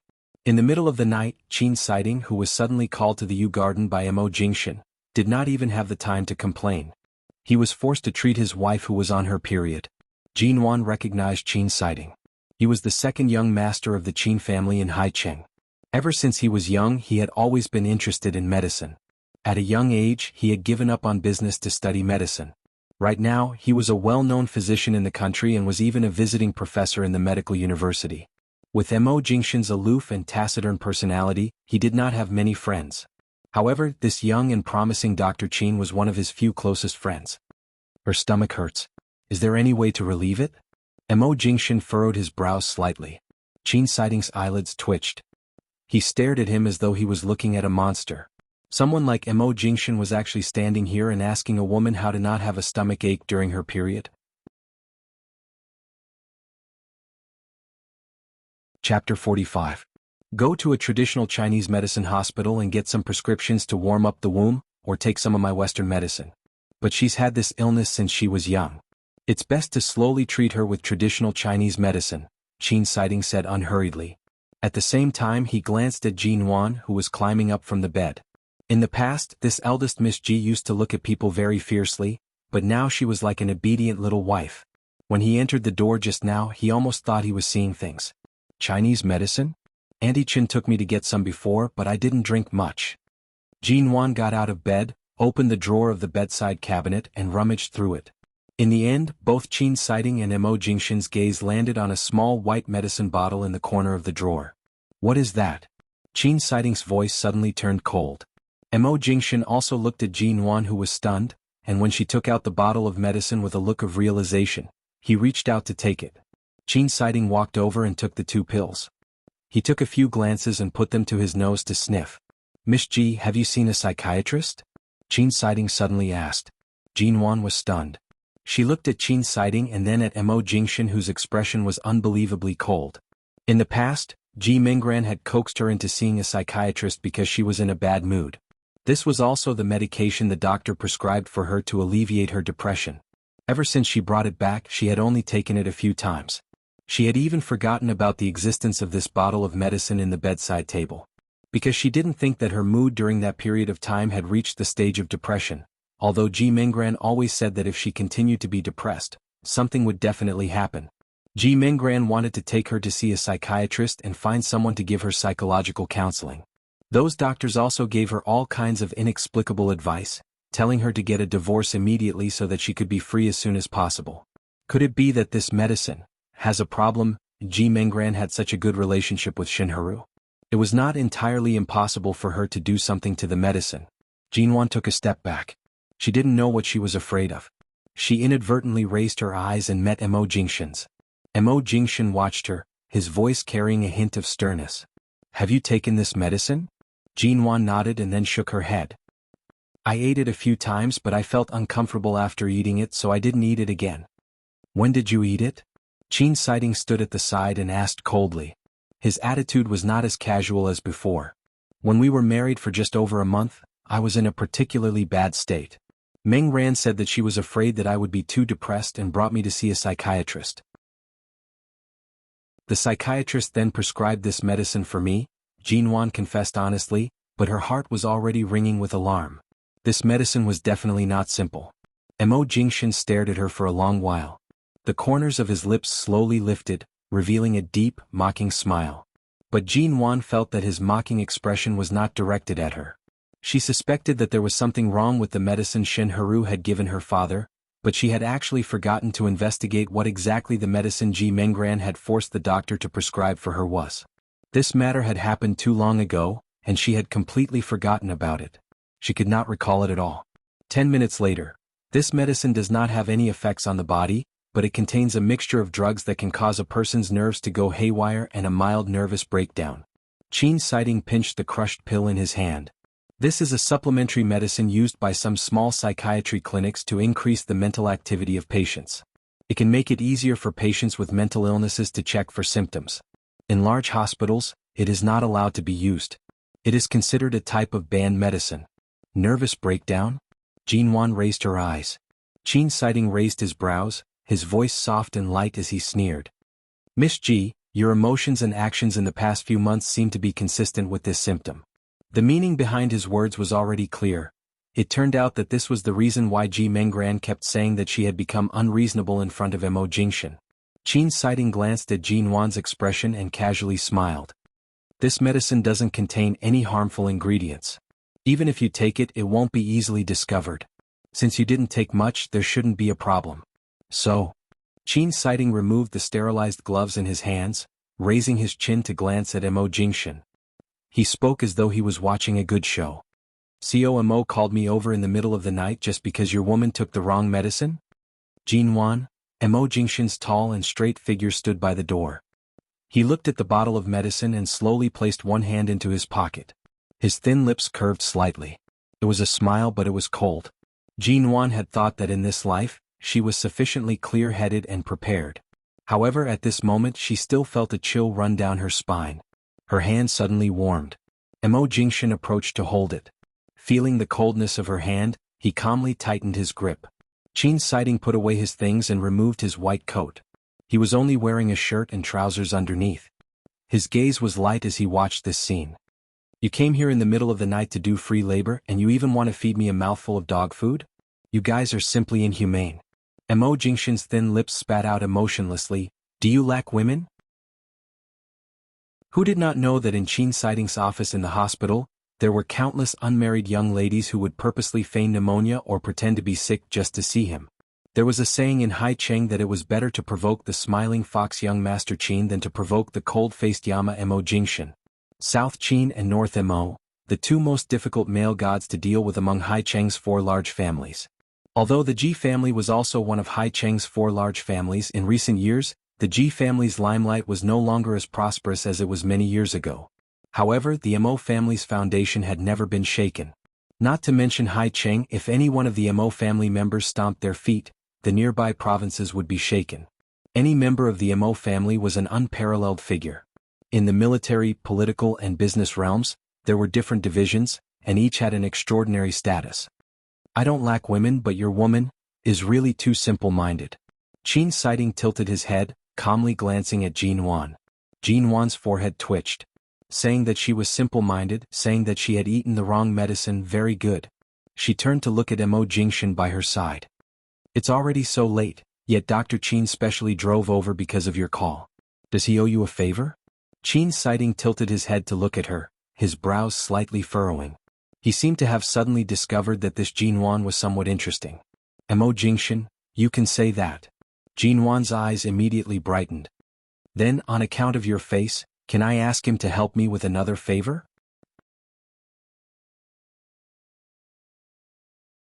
Chapter 46. Jin Wan took out the medicine she had brought back from the Ji family and presented it to him. This is the medicine my father has been taking recently. Since Dr. Qin is skilled in medicine management, can you help me analyze the ingredients in this? You really treat me as the Yu Garden's private doctor? Qin Siding raised his brows. Jin Wan had yet to speak when a low voice sounded from behind her. You're not? Qin Siding's brows were about to explode. His lips trembled, but he suddenly turned his face away and snorted. He took the medicine from Jin Wan's hands and opened it to smell it. The smell of this medicine is not clear. It should be a new type of medicine imported from abroad. There's no point in directly analyzing it here. I need a machine to analyze it. Do you mind if I take it away? I don't mind. Jin Wan hurriedly said. Qin Siding tossed the medicine into his pocket. All right, it's getting late. If there's nothing else, I'll leave first. In front of the Yu Garden, the moon was bright. Qin Siding walked out of the front door of the villa, casually adjusting the collar of his shirt. The white coat casually placed on his arm was dazzlingly white under the moonlight. I heard that you specially sent people to monitor the Zhou family's every move? Qin Siding asked casually. Mo Jingshan raised his eyelids, a cold smile flashing across his eyes. Are you trying to say that you're well informed? Is it because of the woman inside? Qin Siding continued to ask coldly. Mo Jingshan calmly said, you can scram now. Qin Siding raised his brows, lifting the corner of his lips. His voice was cold. Don't tell me towards this Jin Wan you're starting to get serious? Mo Jingshan tilted his head to look at him. After a long time without receiving a reply, Qin Siding smiled mildly. Lost control? This isn't your original intention of marrying her. Are you prepared to be the first person to be kicked out of the Yu Garden, Dr. Qin? Mo Jingshan's gaze was unruffled. Qin Siding snorted. I drove over so late at night, and you're not even going to say a word of thanks? First, return the life you owe me. The sound of the car leaving could be heard. Jin Wan was in the room, opening the curtains to look outside. When Mo Jingshan returned, the first thing he saw was this little woman pressing her face against the cold window. She appeared as though she had suddenly realized something and was deep in thought. Dr. Qin left? Jin Wan heard the door and turned back. Yes. Mo Jingshan watched as she pressed her entire body against the cold window, calmly saying, It's too cold in front of the window. Don't lean so close. Jin Wan turned and walked up to her. Tell me, if I hadn't been disturbed by all these things, would I have fallen in love with you? Before she could finish her sentence, the man suddenly kissed her. The kiss was a little heavy, a little deep, and even a little impolite. Jin Wan only had time to let out a low whimper. Her waist was circled, and in the blink of an eye she was pushed against the wall by him. He kissed her until her lips began to feel numb, and her entire body softened to the point where she could barely stand. She didn't quite understand. Why did he suddenly make her feel like he was kissing her with some sort of aggressive emotion? After a long time, the man's lips were still pressed against hers. Gradually, he pressed his forehead against hers, and his eyes locked onto hers. Jinwan felt that if they continued kissing, neither of them would be able to sleep tonight. Besides, he had to go to the airport first thing in the morning. The moment she thought of the 3 days of separation, she directly buried her head against his neck, softly saying, "Stop kissing. If you continue, you'll lose control. It's not like you don't know my special situation today." When Mo Jingshan heard the words "lose control," he did not speak for a moment. A moment later, Jinwan heard the man's voice land on top of her head. "How many days? What do you mean by how many days?"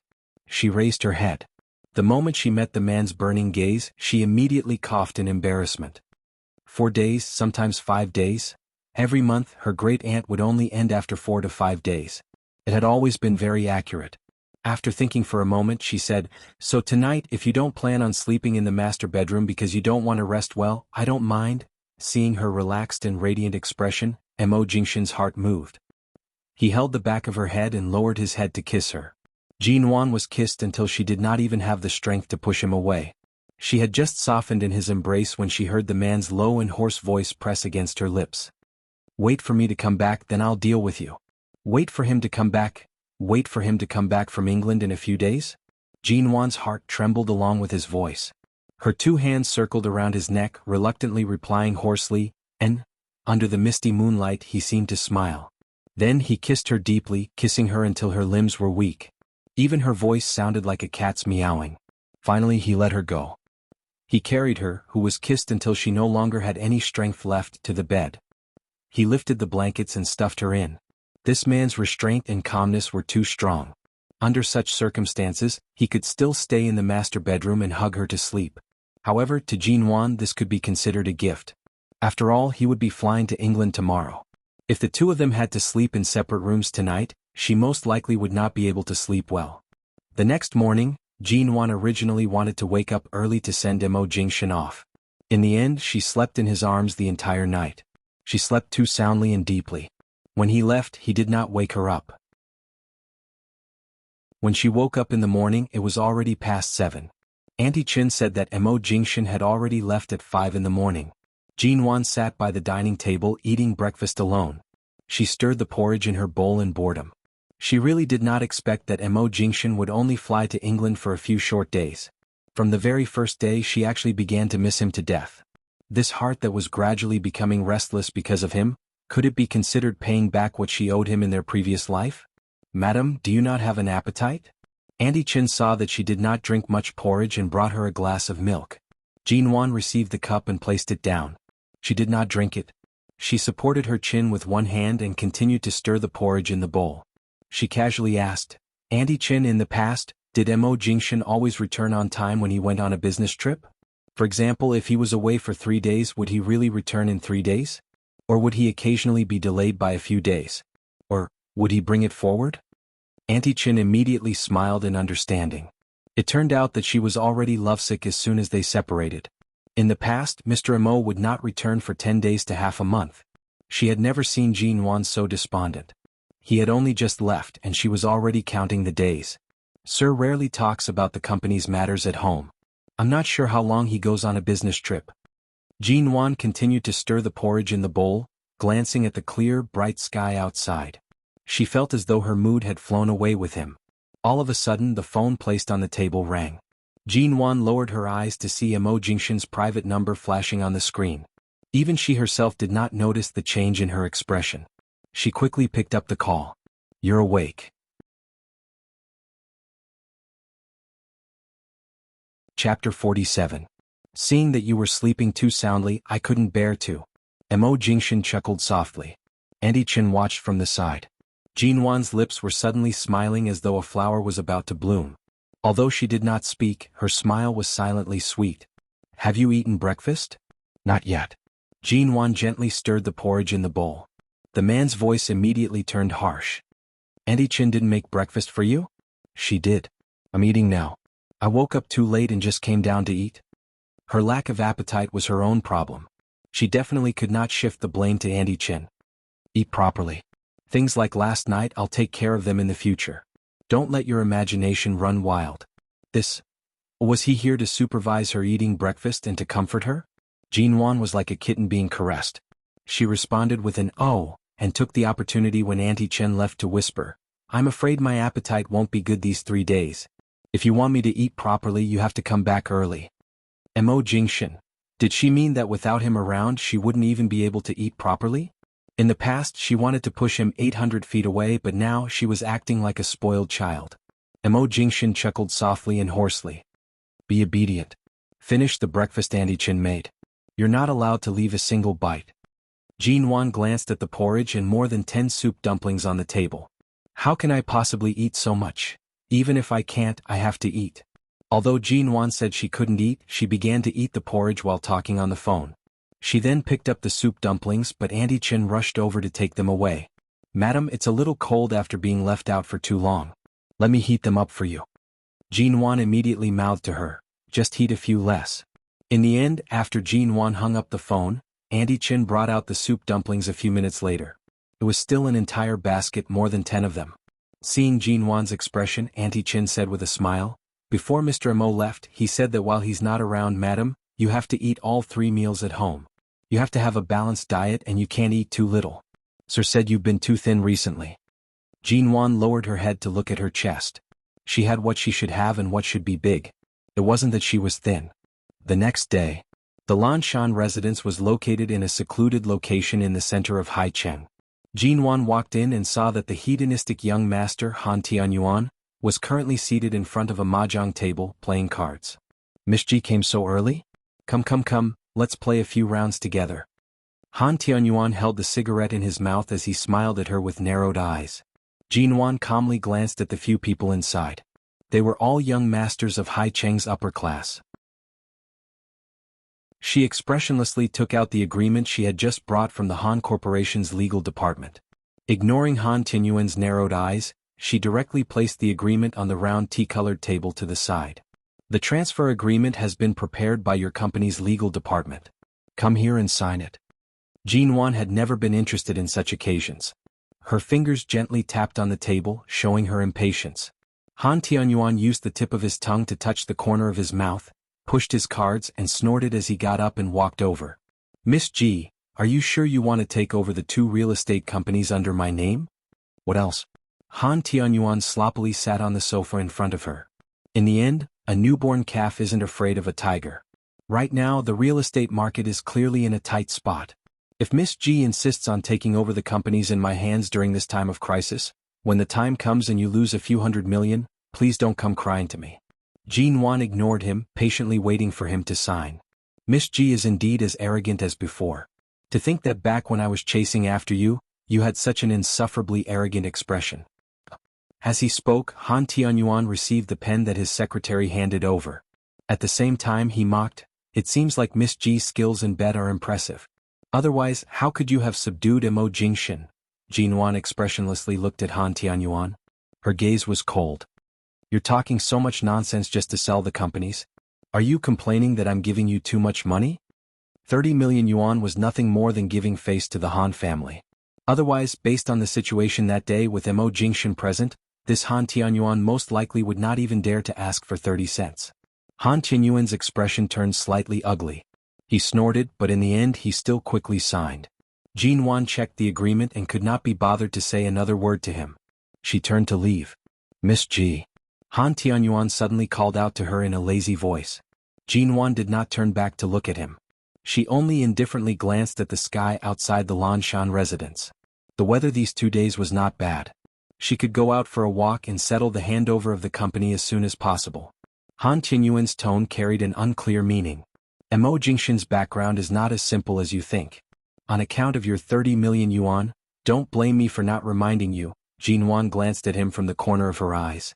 At this moment, a waiter from the Lanshan residence came over with coffee and desserts, placing them on the table in front of him. "Miss Ji, do you not intend to sit down and eat before leaving?" Jinwan's lips revealed a faint, cold smile. "Young Master Han, enjoy your meal. After finishing her words, she held the agreement in her hands and walked away without looking back. Before signing the agreement, Jinwan had already investigated the situation of the two real estate companies. She knew what Han Tianyuan meant when he said to be careful not to lose a few hundred million yuan. Their internal funds were already lacking, and they even owed the bank more than 10 million yuan. However, under the company's name, there were two half-completed Seagull residential areas, as well as a commercial building close to the city center. However, due to the lack of funds, construction was temporarily halted. Buying over these two companies in anyone's eyes was an act of seeking death. However, Jinwan had carefully studied the unfinished buildings under the company's name. The locations were all very good. From what she remembered, not long after, when the price of real estate and land in the country continued to soar, the buildings in these areas were no longer real estate that ordinary people could afford. If they were to multiply, they would be worth at least 400 million yuan. Right now, the problem was that the two companies had changed their legal heads. If the previous partners immediately withdrew their investments because of this, it would be extremely disadvantageous to her. Just as Jinwan was preparing to drive back to the Yu Garden, Han Tianyuan suddenly walked out of the Lanshan residence and knocked on her car window. "Here, take this." He handed her a gilded invitation letter. Jinwan received it, opening it to take a look. Banquet invitation letter? Right now, what you're most worried about is the partners withdrawing their investments. The day after tomorrow's charity banquet, there will be many investors who have worked with our Han family for many years present. You understand, I've already given you this opportunity. Whether or not you can succeed will depend on your own abilities. How do you know I won't be able to get this invitation letter? Jinwan was suspicious.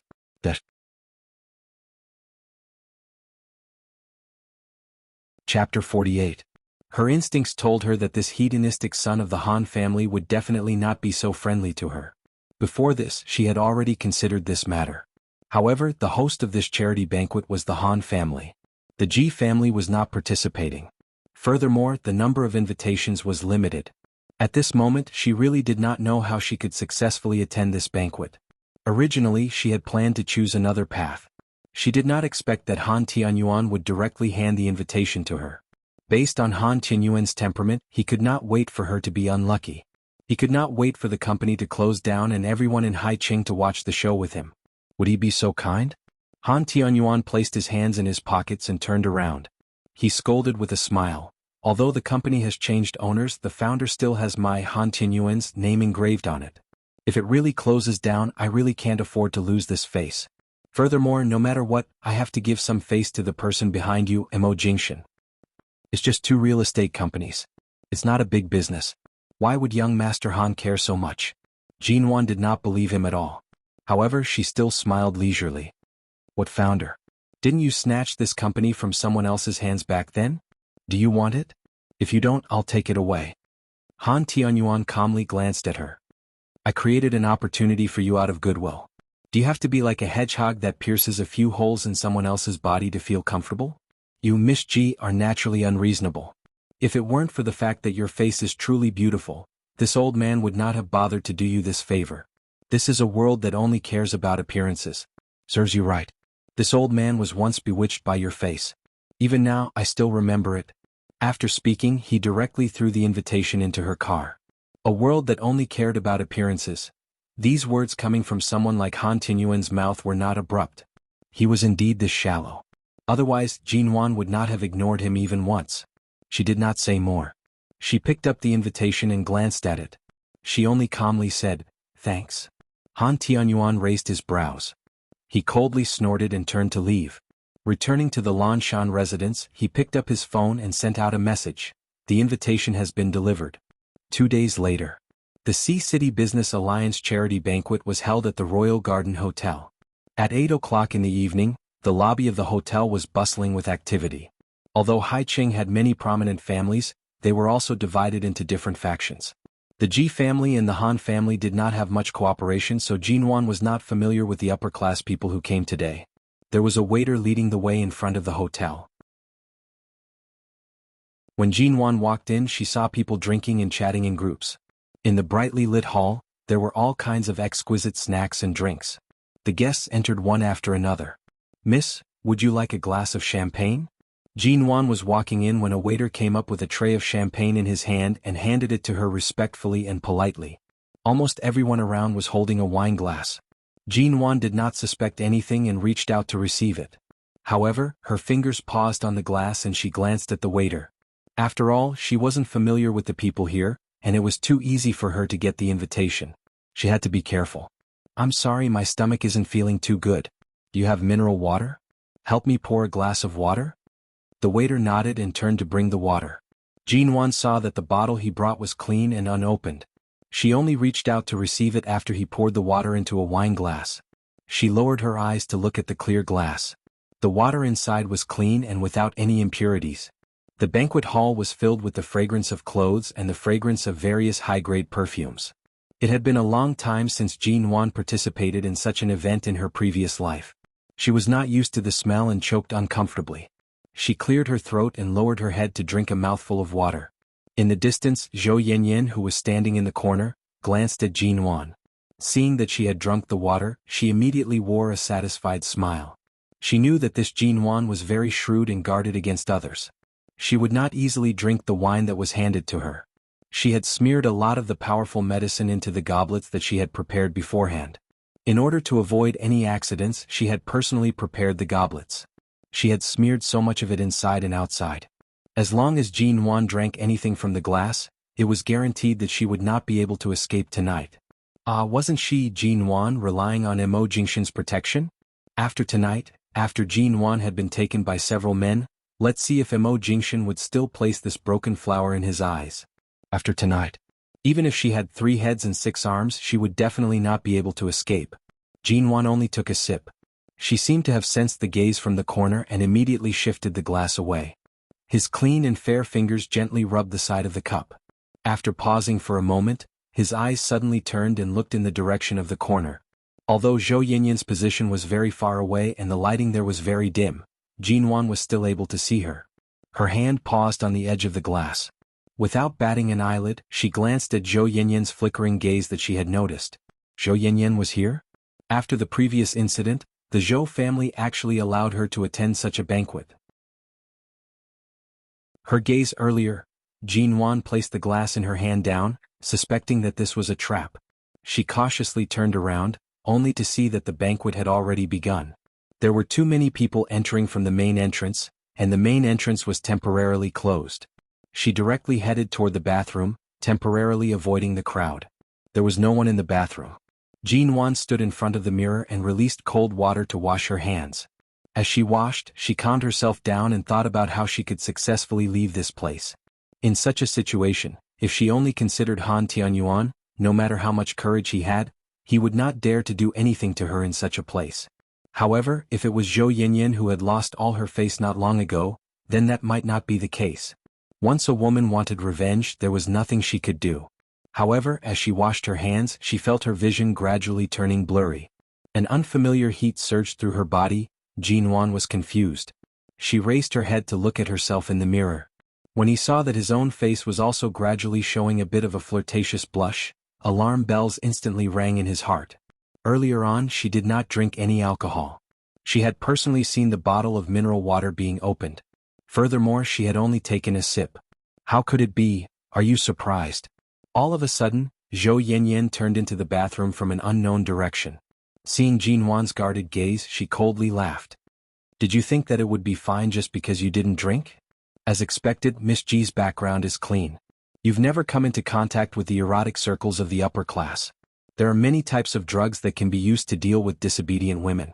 One of them is to smear it on the glass. Just a little bit of your saliva is enough to make you excited for an entire night and lose all rationality. Furthermore, you even took a sip. On that glass, I personally smeared quite a bit of drug. You drugged me in such a place? Jin Wan forced herself to calm down.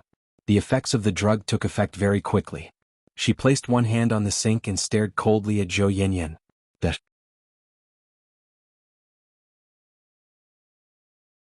Chapter 49. Zhou Yanyan had a disdainful smile on her face. Do you think that it is so easy to ruin my reputation? You caused me to be locked up at home for so many days. Jin Wan, I want to see if tomorrow morning's news will be about the Ji family's eldest miss having an illicit affair with a group of men. It's better for you to take the blame for something as immoral as ruining my reputation. So, the medicine on the cup just now was indeed what she had guessed. Zhou Yanyan, you're really crazy. Jinwan scolded. She tightened her grip on her bag and turned to leave. Zhou Yanyan turned around and saw that she was about to lose her balance. She smiled and walked over, directly twisting her arm. You want to leave? Do you think you can walk out today? There are many people hidden here that I have arranged. Every step you take they will be able to see you. Jinwan, just accept your fate. Tonight I guarantee that you'll wish you were dead. You should moan softly when you're feeling good, or else you'll summon more men and let everyone see you perform a live erotic act. With that, she dragged Jinwan out and dragged her into the elevator in the dimly lit corridor in front of the bathroom door. Jinwan gritted her teeth to stay awake, but no matter what, she was unable to resist the invasion of the drug. Her eyes were in a daze and she could not push Zhou Yanyan's hand away. Let go. Jinwan managed to regain some consciousness. She twisted her hand and tried to pull it out. After tonight you'll probably have to thank me. After all, I found so many strong men and fed them the same medicine as you. Just thinking about it makes my blood boil. Hearing Zhou Yanyan's words, all the hair on Jinwan's body stood on end. She struggled even more but was abruptly pushed into the elevator by Zhou Yanyan. Her back slammed heavily against the wall of the elevator. Due to the pain, Jinwan's mind became clear. She struggled to steady herself and raised her head to look at Zhou Yanyan's crazed and proud gaze. Zhou Yanyan, I'm warning you. Usually when you bicker it's just the speed of your tongue. What you're doing now is breaking the law. Can the law control me? When you enter the room you'll be the one having sex with those men. Tomorrow morning, a group of reporters will barge in and take pictures of you. Just the fact that you gathered a crowd to sell sex is enough for the police to take you away. The surveillance cameras on the upper floors of the hotel have been tampered with. No one saw me appear here. Your confession has no legal effect at all. As Zhou Yanyan spoke, she lifted her long hair and glanced at Jinwan proudly. Jinwan, Haicheng's #1 socialite?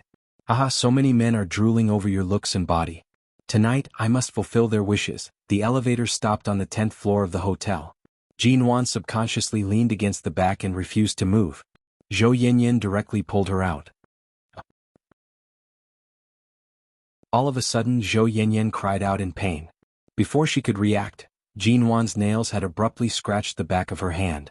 The pain caused Zhou Yanyan to instantly glare at her in anger. Jinwan took the opportunity to turn and run to the emergency exit next to the elevator. She pushed open the door of the escalator and ran down, but her legs were weak and her body was weak. Her body was so hot that she could not run too fast. Hearing Zhou Yanyan's footsteps approaching from behind, Jinwan ran while her hands trembled as she reached into her bag. She had to call the police. However, her movements were too fast. As she ran, she swiped her phone and was unable to enter the passcode. The footsteps behind her grew closer and closer, accompanied by Zhou Yanyan's shouts. Do you think you can still run out today? Jinwan. You're too naive. Jinwan's body was already covered in a thin layer of sweat. Her lips were bleeding from her bite, and her fingers were still hurriedly tapping on the phone screen. As she ran, her fingers were unable to accurately enter the numbers. All of a sudden her cell phone rang, and Mo Jingshan's number appeared in front of her eyes. Mo Jingshan? He's back? Seeing that it was Mo Jingshan's call, Jinwan rushed to answer the call with her trembling fingers. Just as Zhou Yanyan's hand was about to tug on her hair, she shouted at the phone that was already connected, Jingshan! Save me! Her long hair was abruptly pulled back by Zhou Yanyan. Her phone was also instantly slapped onto the ground. She was forcefully dragged back by Zhou Yanyan. Her back knocked against the stairs several times, causing Jinwan's face to turn pale from the pain. Zhou Yanyan, you lunatic! I'm from the Mo family. You dare to touch me? Are you tired of living? Jinwan's clothes were torn into a sorry state by Zhou Yanyan. After returning to the 10th floor, Zhou Yanyan lifted her up. Her face was filled with excitement as she looked at Jinwan's sorry figure. She smiled and said, It's good that Mo Jingshan found out. Such a good show, if he were to miss it, wouldn't it be a pity? As she spoke, she directly pulled Jinwan to a room at the end of the corridor. The position of this room was not only able to avoid the hotel surveillance cameras, but the surveillance cameras had already been tampered with by Zhou Yanyan. Jinwan was indeed brought here without anyone noticing. It was actually such a meticulous plan. The moment the door opened, Jinwan endured it and did not make a sound. Zhou Yanyan shouted toward the inside, Handsome brothers, are you all stifled? This great aunt has brought a woman for you, Finishing her words, she directly pulled Jinwan in with force. She opened the door wide and was about to push Jinwan into the dark room. However, all of a sudden Zhou Yanyan felt a sharp pain on her arm. Spurred on by Jinwan's anger, she pushed the door open first and stumbled in. "What are you doing?" Jinwan used the last of her strength to close the door. She saw that there was a key on the glass table by the door. She decisively picked up the key and locked the door from the outside. "Jinwan, open the door for me."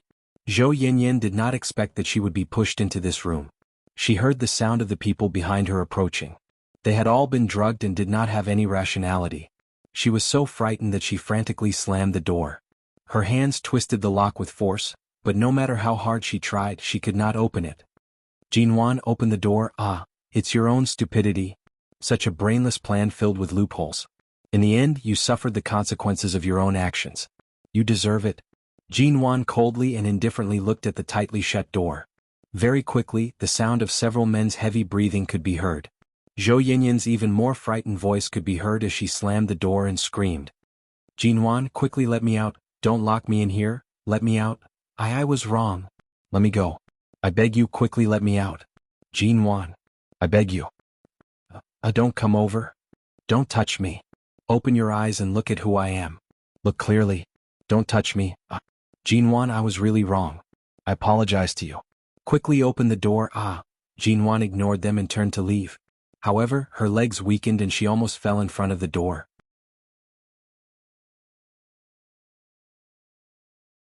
Chapter 50.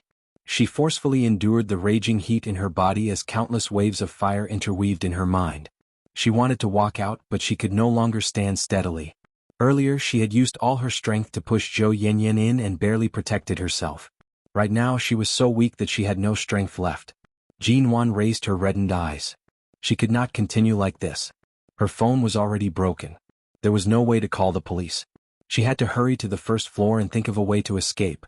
From the door behind her, Zhou Yanyan's pig-like screams could be heard. The sound of her body being cruelly dragged on the floor, the muffled sound of something being knocked against, and the lustful laughter of several men. Jinwan was unable to feel the slightest bit of sympathy for this. She expressionlessly staggered toward the elevator. People like Zhou Yanyan deserved retribution.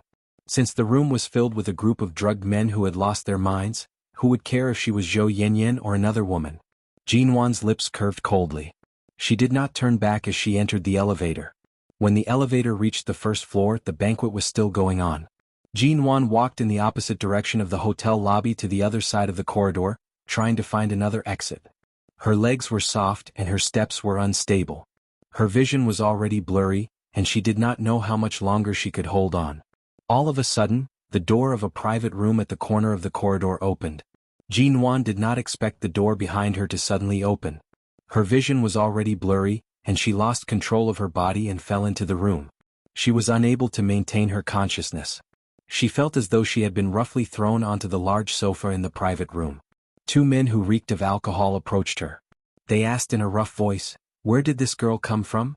Why is she so beautiful? Who the F***K knows where she came from? This old man was just about to go to the toilet when I opened the door and picked up a beautiful little beauty.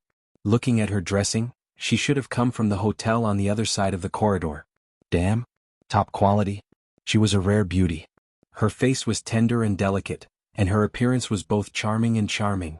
If we F***K her, it would probably be so satisfying. Do you think she drank too much? Or did someone put something in her wine? Hurry up and lock the door. Don't let anyone in. Lock the door for what? Nonsense. F***K her. She's already so soft. If we don't F***K her, it'll be a waste. Go. Jinwan heard the sound and struggled to open her eyes. All she saw were two unfamiliar faces. Both of them were filled with obscenities and various disgusting desires. Vigilance rose in her heart. She struggled for a while, but her whole body was weak. Just as she was about to try to get up, she was suddenly pulled up by one of the men. In the banquet hall, people were toasting each other. Han Tianyuan anxiously walked out of the banquet hall. Earlier, when he saw that Zhou Yanyan and Jinwan's figures had disappeared, his palms had been sweating. Tonight he helped Zhou Yanyan set up this trap. Did he F***king go overboard? 2 days ago, if he had not been set up by Zhou Yanyan and forced to play such a despicable game with her, he would not have taken such a huge risk to dig a hole for her. She heard that Mo Jingshan was abroad for the next few days. Hopefully Zhou Yanyan, that woman, would be able to settle this quickly. When the media came tomorrow and captured the scene in the room, this biggest scandal among the rich and powerful would become the most effective protective talisman against Mo Jingshan. But why did his eyelids keep twitching non-stop? Han Tianyuan walked down the marble staircase in front of the hotel with a heavy heart. He was preparing to leave this place to avoid being caught. All of a sudden, a piercing light flashed before his eyes. A black ghost sped over like a cheetah in the darkness. Behind it was a black Maybach, appearing in the streets of Haicheng in the middle of the night. Mo Jingshan alighted from the car, slamming the door shut. His gaze was cold and filled with a chill. Mo Jingshan? Wasn't he not in the country? He actually returned. The moment he saw Mo Jingshan, it was as though Han Tianyuan's feet were rooted to the ground. A gust of cold wind blew past his back. He quickly avoided his gaze, pretending that he did not see anything. He raised his hand to his mouth and coughed, turning his face away as he walked to the other side. Mo Jingshan did not give him the chance to escape. He ignored Shen Mu and the rest who were quickly approaching, his gaze cold as he walked over. When he reached the marble staircase, his voice was extremely heavy and cold. Which family's dog dares to bite my people? This dog will end up with a fate worse than death. Han Tianyuan gripped his phone, but he knew that he could not act rashly at this moment. Similarly, as a member of Haicheng's upper class, he was not a simple character in this upper-class society. However, Mo Jingshan's deterrence was one that no one dared to provoke. Regardless of whether it was the Mo family or the power and wealth that Mo Jingshan had controlled for so many years, they could not be underestimated. If they were to clash head-on, they would definitely die. Han Tianyuan forced himself to calm down, smiling in a seemingly relaxed manner. Mo, what do you mean by this? Mo Jingshan's black gaze had already shifted toward the interior of the hotel. His tone was as cold as frost. Hand Jinwan over. Han Tianyuan's expression was one of realization. He placed one hand in his pocket and casually took a step back, maintaining a safe distance. He sneered. Your woman is missing. Why did you come looking for me in the middle of the night? Could it be that Mo has also noticed that my charm is too great and your woman has been eyeing me for a long time, so you suspect that she would come looking for me in the middle of the night while you're not in the country? Mo Jingshan abruptly glanced at him. That gaze did not seem as though he was looking at a person. Instead, it seemed as though he was looking at a dead person. The author's words: the next chapter would begin collecting fees. The plot would be tight and the pace would be steady. The floor would be filled with dog food. The plot would not be long-winded or melodramatic. As always, it would not disappoint anyone. Mo Tiantan and Jin Wanwan were easy to raise. The entire novel would only cost 1 or 2 cups of milk tea. The bookstore system was that once the book reached a certain number of words, the editor would arrange for it to be placed on the shelves. The fee would be 5 yuan per 1,000 words.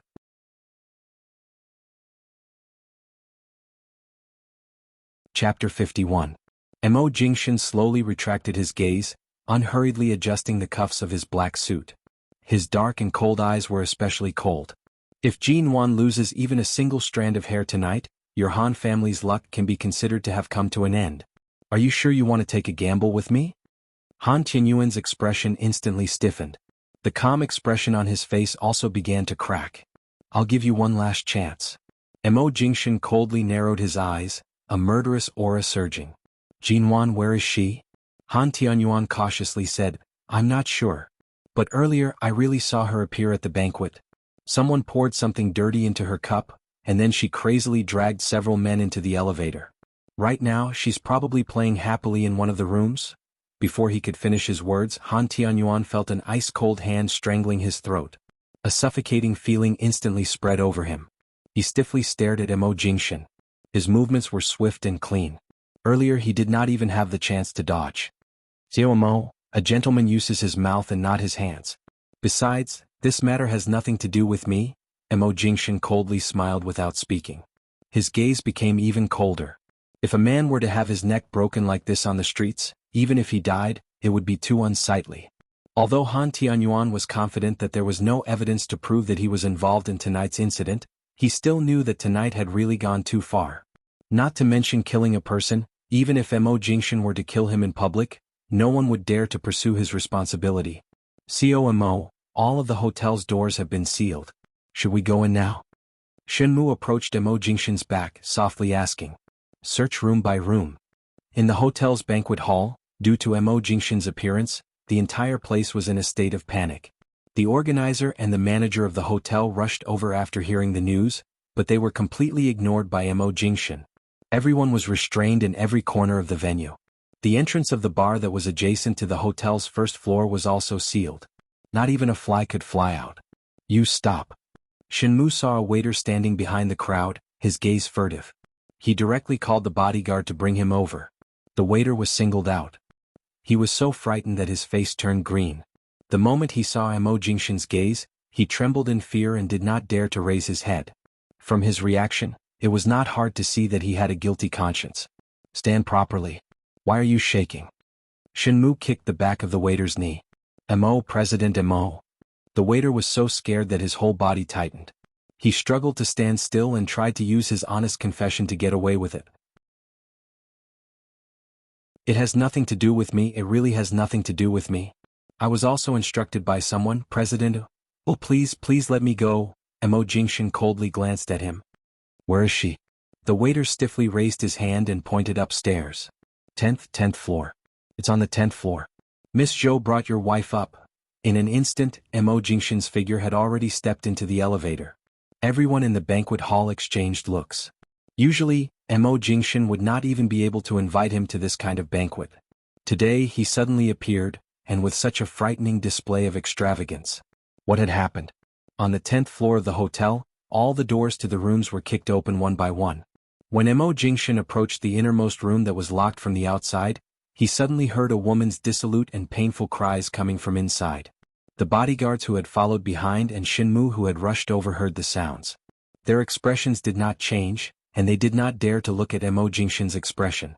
Mo Jingshan only paused for a moment, calmly staring at the door in front of him. This voice was not Jinwan's. Even if someone had really drugged her with something dirty, even if she was delirious, this extremely unpleasant cry definitely could not be Jinwan's. Mo Jingshan directly kicked the door open. In an instant, a disgusting smell wafted out from the dark room. The moment he entered, his icy gaze landed on the woman who was currently being pressed down by several naked men. The woman's entire body was bruised, her hair a mess, and her entire body was filthy. Various milky white liquids flowed down her body. Her lower body was currently being violently invaded by the men. Even though someone had barged in, they continued without stopping for a single moment. The moment the door opened, Shenmu instinctively closed his eyes. However, Mo Jingshan only coldly stared at the woman's face. Realizing that Mo Jingshan did not speak, Shenmu finally opened his eyes and saw the scene inside. The woman was crying and howling as she struggled, while the men appeared to have lost their rationality. This kind of scene was truly a rare sight. This was actually Zhou Yanyan? COMO. Shenmu returned to himself, abruptly turning to look at Mo Jingshan. Continue searching. Mo Jingshan's eyes were pitch black and deep, his tone extremely mild. This hotel was a well-known 6-star hotel in Haicheng. There were many floors and rooms. If Jinwan had really been drugged, there was no way she could have escaped on her own.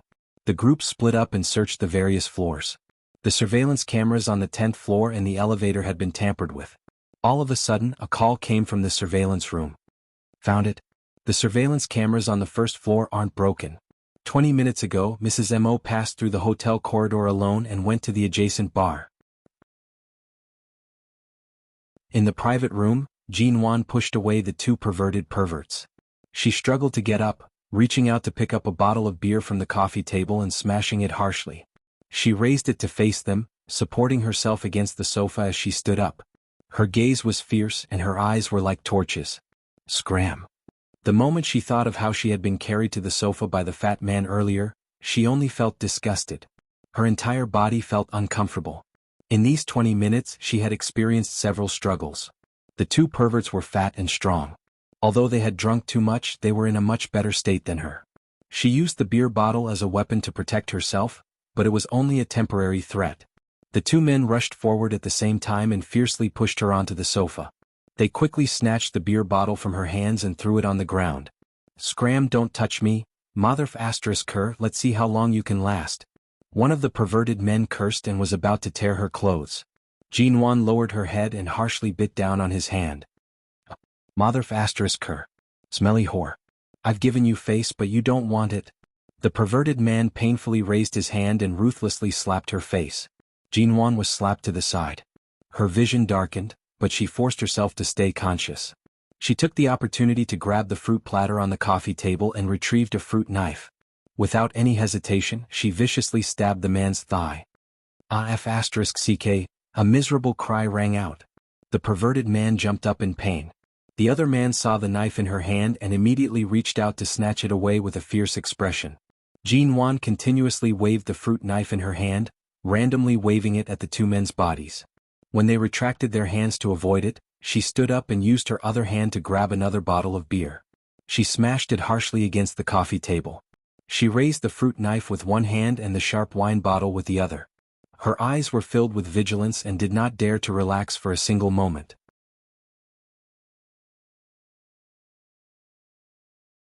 Chapter 52. There were bloodstains on the sofa. Jinwan sat on the sofa, covered in blood. Her hands were already injured.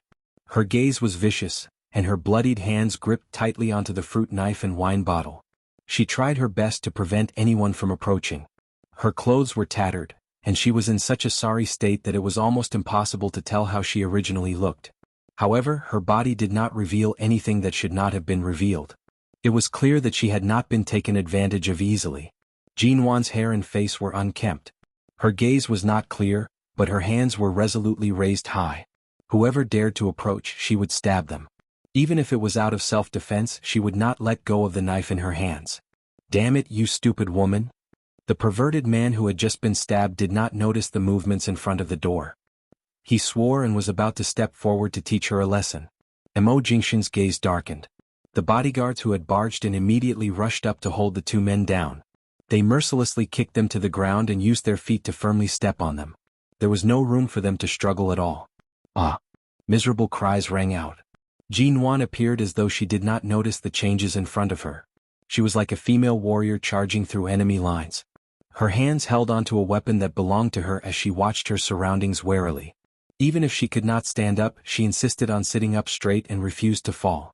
Mo Jingshan looked at her and walked over. She was indeed the one at a disadvantage, but the two strong men obviously didn't get any benefits either. Both of them were injured. Xiaomo. Shinmu rushed to stop him. Miss Ji doesn't seem to be conscious right now. If you approach like this, you might get hurt. Why don't you let the bodyguards? Mo Jingshan did not speak, nor did he pause. As he walked forward, he stepped on the back of one of the men's hands. In an instant, the sound of bones cracking could be heard from that man's hand.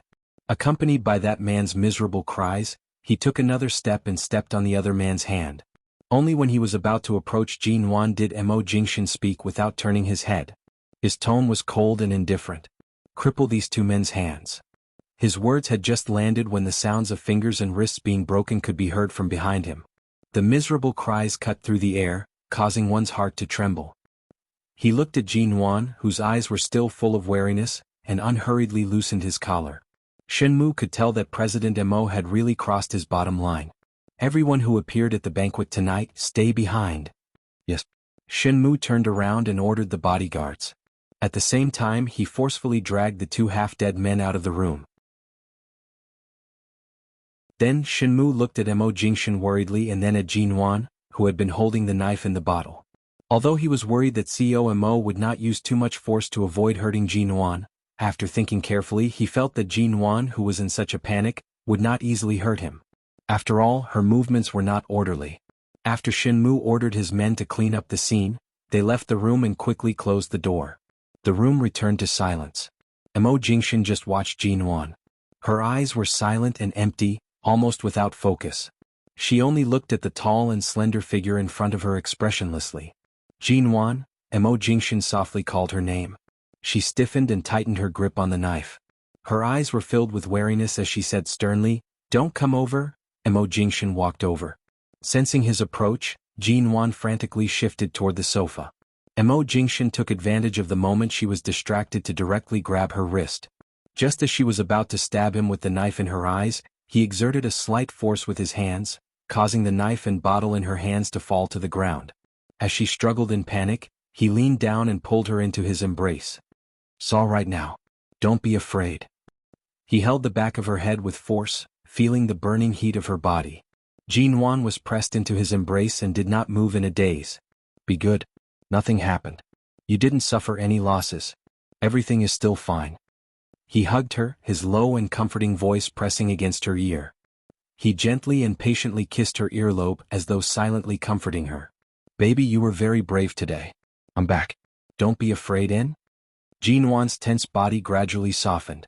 She weakly leaned into his embrace, and the tears that she had not dared to shed immediately overflowed.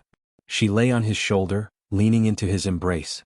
Her hands gripped tightly onto the back of his black trench coat, sobbing as she said, "They didn't touch me, I know." Mo Jingshin furrowed his brows in heartache. He hugged her even tighter as though he wanted to directly knead her into his body. "They didn't touch me?" Perhaps she was still in a state of fear. She softly muttered again, her hands clenching into fists.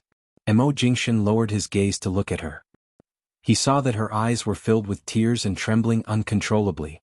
She bit her lower lip hard until it turned white, as though she was trying to maintain her rationality and hide her frailty under the fear. He raised his hand, using her tears to wipe away the blood stains on her face. Fortunately, it wasn't her blood. Jinwan was a girl who would not easily shed tears no matter what happened. Whether it was in the past or now, she was not someone who liked to cry. However, right now, she was instinctively sobbing in a daze, and her tears could not stop falling. There was no need to check the surveillance footage. Just from her current reaction, he could tell what kind of frightening experience she had just experienced. "It's all right." He helped her wipe away her tears, removing his jacket to cover her body. He carried her up. "Let's go back. I'll accompany you. Don't cry, be good." Jinwan's body was abnormally hot. Mo Jingshin's gaze was dark and cold. He was about to carry her away when Jinwan helplessly buried her face in his neck. Her voice was hoarse and trembling as she said, "After being drugged with that kind of thing, if I don't do it with a man, what will happen?" He lowered his gaze to look at the little woman in his arms whose face was flushed red from the effects of the drug. His hand tightened around her waist. "So what do you plan to do?" Jinwan furrowed her brows. Her burning body snuggled tightly in his embrace. Her hoarse voice was pressed against his ear.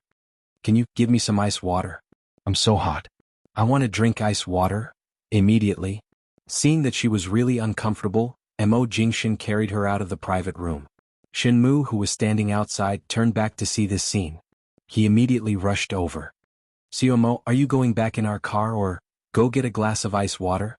Shinmu's voice was stuck in his throat. He nodded and immediately went to get it.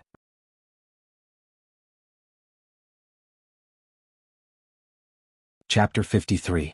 Jinwan was about to tug on her own collar when Mo Jingshin raised his hand to stop her. His black eyes watched her. Shinmu brought the ice water over. He did not dare to look at Jinwan's current appearance. He tried his best to turn his face away in case he saw something he was not supposed to. "Mo, water?" Shinmu said softly. Mo Jingshin glanced at the chairs in the corridor. He received the water and carried Jinwan to sit down. He placed the glass by her lips. "Come, drink some water." Jinwan felt the iciness of the glass and hurriedly drank several mouthfuls. The iced water somewhat suppressed the heat in her body. She still weakly closed her eyes, leaning against Mo Jingshin's neck as though pleading for help. She softly whimpered, "It's so uncomfortable." Shinmu coughed. "Mo, I'll drive you and Miss Ji to the hospital or back to you." Mo Jingshin tightened the coat around Jinwan's body. His tone was cold. "Deal with the people here. Release those who are not in the know. As for those who are in the know and those who are conspirators, you know what to do." "All right, I understand." "Investigate clearly whether this matter has anything to do with the Zhou family other than Zhou Yanyan's own wishes. Investigate the cause, effect, and everyone involved. Don't leave a single one out." After speaking, Mo Jingshin placed the empty glass by the side. He carried Jinwan and walked out. Shinmu rushed to follow. "Mo, do you need me to send a driver?" Mo Jingshin glanced at the little woman in his arms who had been rubbing against his neck with a red face. He hoarsely said, "There's no need." Mo Jingshin carried the half-conscious Jinwan into the car and helped her fasten her seatbelt. After confirming that she would not suddenly fall down, he touched her burning little face and sighed softly before closing the car door. After entering the car, Jinwan's head suddenly fell toward his side. She directly slid down the seat from the inside of the seatbelt. She was completely unable to sit still. Mo Jingshan furrowed his brows. He reached out to help her adjust the seatbelt, but Jinwan accidentally touched the buckle of the seatbelt. In an instant she undid the seatbelt and slid down the seat. She almost fell on her butt. Mo Jingshan. He reached out to pull her up and bent over to pull the seatbelt. Jinwan suddenly opened her eyes and looked at him in confusion. Her cheeks were very, very red, and her eyes were shining with tears. This drug is too much. How can a man, in my eyes, become my husband's face? Mo Jingshan lowered his eyes to look at the little woman who was still spouting nonsense. Have you ever seen a face like mine? Just now. In the private room. She closed her eyes and said in a daze, I think I saw my husband coming to save me. But he's overseas. The earliest he should be back is tomorrow morning? How could he come? Very good, the cup of water he had fed her just now was for nothing. In the blink of an eye, he had become an illusion in her mind. The black ghost sped along the road, which was some distance away from the Imperial Garden. The car didn't stop when it passed by a hospital. Jinwan sat by the side with her head lowered, obviously enduring the heat and extreme emptiness. Mo Jingshan glanced at the high-class condominium that was closer to the Mo Corporation and drove over. The car quickly approached the condominium. Mo Jingshan heard the sound of the seat belt being unbuckled. Jinwan, who was originally sitting in the front passenger seat, suddenly wrapped her entire body around him. Her two hands hugged his neck tightly, pressing her hot and soft body against his. She unconsciously pressed against him, rubbing back and forth. Because of her posture and actions, the veins on Mo Jingshan's forehead bulged. I'm so hot. Hubby, help me. Jinwan hugged him, pressing her face against his neck. Hot breaths escaped from her mouth, kissing and nibbling messily on his neck. Hubby, hurry and help me. I'm going to die. I'm begging you. Mo Jingshan held the steering wheel with one hand, pulling her away from his embrace. He said hoarsely, don't move about. I'm driving. Hot, so hot. Jinwan pressed against his body, unwilling to move away. She continued to press against his embrace. Her words were choked with sobs, and she instinctively rubbed against his body. Her two long, slender legs wrapped around his waist. Because of her actions, Mo Jingshan almost slammed on the brakes by the roadside.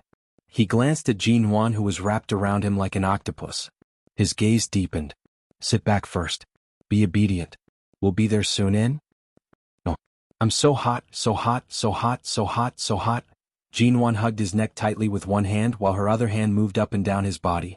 Suddenly she reached for his collar. She did not care about anything else and moved her hand along his skin. The moment she touched his taut chest, she felt even more hot and uncomfortable. She wanted nothing more than to crawl between his arms and sit on his body. Thinking of this, she found it increasingly difficult to control herself. She was already prepared to shift her butt over. Mo Jingshan endured it and forced himself to hold back, pushing her back to the front passenger seat. Mo Jingshan held her down with one hand and pressed against the steering wheel with the other. He warned with a heavy voice, be obedient. Jinwan did not speak. She completely ignored his warning. She did not know where her strength came from, but she crawled out from under his hand like a mudfish. Unable to leave the front passenger seat, she suddenly moved her head over to rest on his lap. The moment Mo Jingshan lowered his gaze, she reached out with her slender, white hand to unbuckle his belt. Previously she had unbuckled this thing, but this belt seemed to be different from before. She fiddled with it for a long time but could not undo it. Mo Jingshan pressed her hand down. The car drove at a frightening speed into the condominium's underground parking lot. Even when the car stopped, Jinwan still did not realize where she was. It was only when the car door opened and she was carried out that she stared at the man who carried her into the elevator with a dumbfounded expression. Hubby. Jinwan's voice was filled with grievance. She was already feeling so uncomfortable. Why did he not bring her home? Mo Jingshan softly responded. His voice was heavy and hoarse. I'm going to die from the heat. It was still the same low and mild response, but it was even lower and hoarser. Jinwan wanted to ask why he did not bring her home. She had never been here before, but she could not speak much. Every time she wanted to speak, she would almost cry out. In the end, she just bit her lips and looked pitifully at the man who could look but could not eat. At this moment, she more or less came to a realization. Did Mo Jingshan return from a business trip? He said 3 days and he really did it. He was really a punctual husband.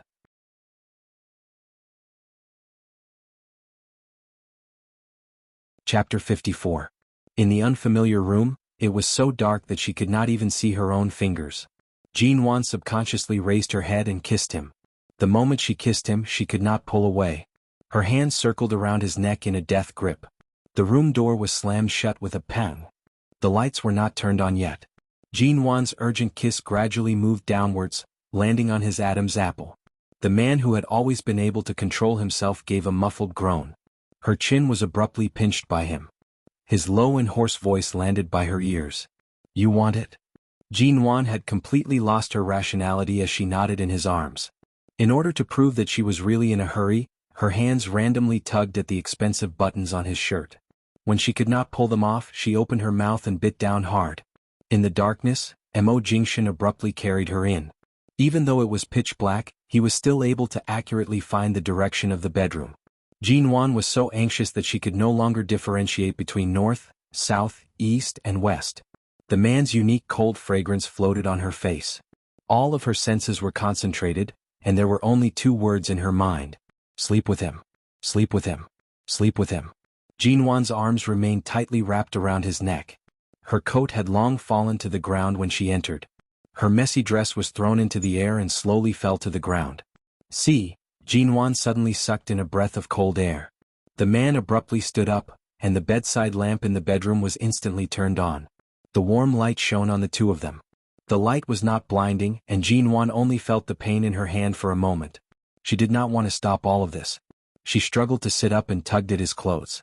Don't stop. However, the moment her hand reached out, it was caught by him. Mo Jingshan glanced at her flushed and impatient expression. He held her hand and lowered his eyes to look at the 2 faint wounds on her palm and fingers. Earlier, when she was holding the fruit knife and the wine bottle, she had accidentally cut her own hand. The brightest light in the bedroom was suddenly turned on. Jinwan instinctively narrowed her eyes. She blankly watched as the man's figure walked out in front of her. Left? Just like that? She panicked. The environment here was unfamiliar, and she was currently in a daze. She did not have much sense of security.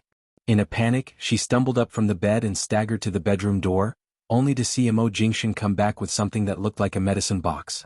Jinwan's gaze was slightly dazed as she stared at the medicine box in his hands. She was not wearing any clothes. She stood there as though she was completely unaware. Mo Jingshan's throat moved as he watched. He said hoarsely, "Go back and sit properly." Jinwan Mo Jingshan's eyes widened as he grabbed onto the door and threw her back onto the bed. He forcefully held onto her hands. And Mo. G was not.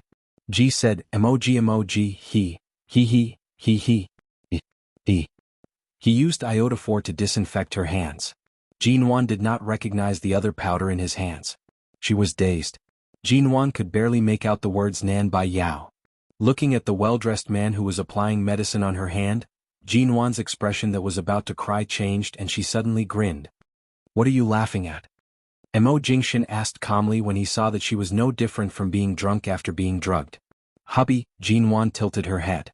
While he was applying the bandage, she stretched out her little feet toward his leg. Her toes moved back and forth on his leg. Mo Jingshan's expression did not change. His hands continued to steadily and orderly apply the bandage. "Don't move." She heard the man's low and heavy voice carry a hint of warning.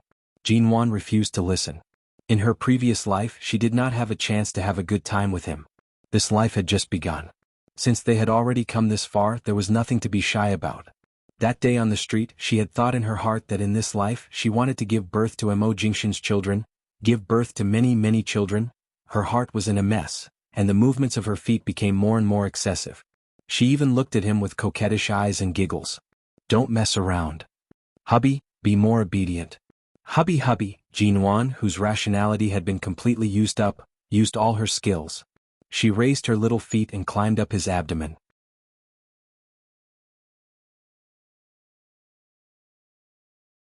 Chapter 55. It seemed like she had never seen him completely naked, but just from this touch she knew that Mo Jingshan was definitely a top quality. At the thought that this man was hers and only hers, she was even more excited and wanted to entangle him with her hands and feet. "Put your hands down." It was as though Mo Jingshan was instructing a primary school student. He sternly took the medicine box away from her hand to prevent her from knocking it over. He had just moved the medicine box to the bedside table when Jinwan unsteadily got off the bed and pounced toward him. She hugged him from behind and rubbed her hot little face against his back. Her voice carried a hint of anxiousness as she sobbed. She suddenly reached out and pushed away the medicine box he was pressing on the table. She squeezed in front of him and bit the collar of his shirt fiercely. She wrapped her arms and legs around him and kissed his chin.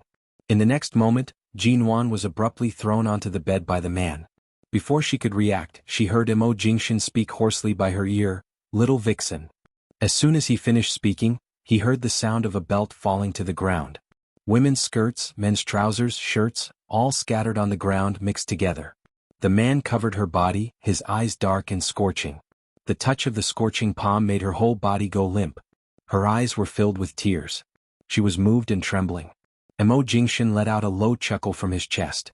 Just as she was about to ask him what he was laughing at, the man suddenly, without any hesitation, crashed into her. Jinwan's two hands clung onto his shoulders. For a moment she was unable to get used to it. She moaned weakly, and her voice was like a cat's meow. It was soft and gentle, and her hoarse voice undoubtedly hooked the man's nerves. Jinwan was woken up with a start in the morning. The sky had been bright for a long time and she abruptly opened her eyes. In an unfamiliar room with a bright window, she slowly sat up, glancing at the man's light gray shirt she was wearing. She could still smell Mo Jingshan's clear scent in the air. Although this was not the Yew Garden, she vaguely remembered that last night, Mo Jingshan had carried her to the bathroom to take a shower. Because there were no women's clothes here, he gave her a shirt. The sleeves of the shirt were very long, covering the back of his hand, and only the tips of his fingers could be seen. This shirt size belonged to Mo Jingshan. Everything that had happened last night replayed in her mind. From the bedroom to the living room, from the bed to the sofa, to the bathroom and finally back to the bed. In the end, she went from being pestered at the very beginning to being completely controlled by him, unable to control herself. She could not imagine how long her weak resistance would have lasted if Mo Jingshan had not arrived in time. "You're awake." The man's clear and melodious voice suddenly sounded in front of the door. Jinwan raised her eyes with a jerk, only to see Mo Jingshan's figure flash by the door, and then it was still his voice outside. "Get up for breakfast."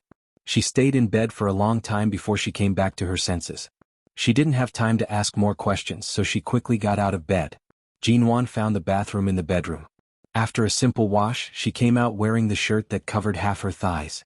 The aroma of food wafted in the dining room adjacent to the living room, but Jinwan looked out through the huge floor-to-ceiling window in the living room. This place seemed to be very close to the Mo Corporation. The bustling city center was in front of her, but due to the height she could not hear any noise.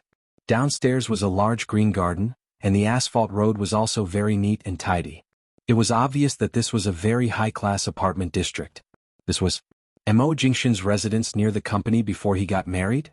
After she got married, she had always stayed in the Yew Garden because that was their matrimonial home. In the past, she did not understand Mo Jingshan well enough, so she did not even know of this place's existence. Turning around, Jinwan's attention was once again attracted by the style of the room. This place was not as luxurious as the Yew Garden. The Yew Garden was a residence set by the Mo family's elders. Back then she did not participate in the renovation. Since it was comfortable she did not care too much. But here it was clean and simple, similar to Mo Jingshan's own low-profile style. However, the color of the entire house was slightly cold. The aroma from the dining room added some liveliness to the cold colors. "Don't stand there in a daze. Come over, eat something." Jinwan turned toward the dining room, stopping by the dining table. Looking at the simple yet nutritious breakfast on the table, Jinwan scanned the surroundings. This breakfast did not look like takeaway, and there did not seem to be any servants or nannies around. Could it be that this breakfast? You made it? She looked at the man inside in astonishment. Mo Jingshan had already returned to his prim and proper appearance. However, when he helped her bring out the bowls and chopsticks, there was a hint of human nature to him. When he walked over, the French buttons on his shirt were illuminated by the sunlight from the window, revealing a bright blue light. Could it be that you sleepwalked into the kitchen to make it? Mo Jingshan placed the cutlery on the table in front of her. This, Mo Jingshan personally made breakfast? Jinwan felt that she was about to find a hole to hide in. Her understanding of him was really just a little. Was there anything in this world that he did not know how to do? She did not eat much last night, and her stomach was currently not feeling well. Jinwan quietly sat by the dining table. Just by smelling the aroma, she knew that it would definitely be delicious. She could not help but sigh. "Did you call me yesterday as soon as you got off the plane?" Jinwan recalled the call he had made yesterday when Shinjun was about to explode. Mo Jingshan furrowed his brows. He did not answer but instead asked, "That dinner party, who gave you the invitation?" Han Tianyuan. He did not speak further. Based on his abilities, it would be easy for him to find out the entire story. After all, Jinwan had just transferred Han Tianyuan's 2 companies into her hands. It was impossible for Mo Jingshan to not know about this. She wanted to grow wings and fly away, and he did not stop her. This kind of respect and indulgence, Jinwan felt satisfied in her heart. But what happened last night? Thankfully he had rushed over. "Did you go to the 10th floor of the hotel last night?" "At that time, Zhou Yanyan wanted to push me into that room. In the end, I was the one who pushed her in." Jinwan took a bite of the golden fried egg that was crispy on the outside and tender on the inside. She softly asked, "How is she?" Mo Jingshan's voice was cold. "Half dead. From today onwards, you probably won't have the chance to see her again. I'll handle it." Jinwan gazed at the handsome face in front of her. Originally, she wanted to ask more about what happened yesterday, but it was clear that Mo Jingshan did not plan on leaving a shadow in her heart. Thankfully, nothing irreversible happened. From his cold tone, it seemed like the Han and Zhou families would not be able to escape from this calamity. Jinwan was not a saint. If others treated her unkindly and unjustly, she would definitely not sit and wait for death. With her husband supporting her, this feeling was truly indescribably blissful. However, when she was showering earlier, she saw the marks he left on her body. Jinwan took another bite of the fried egg, but her expression was more or less uncomfortable. She could still recall everything from last night. In her entire life, she had never imagined that she would become like that.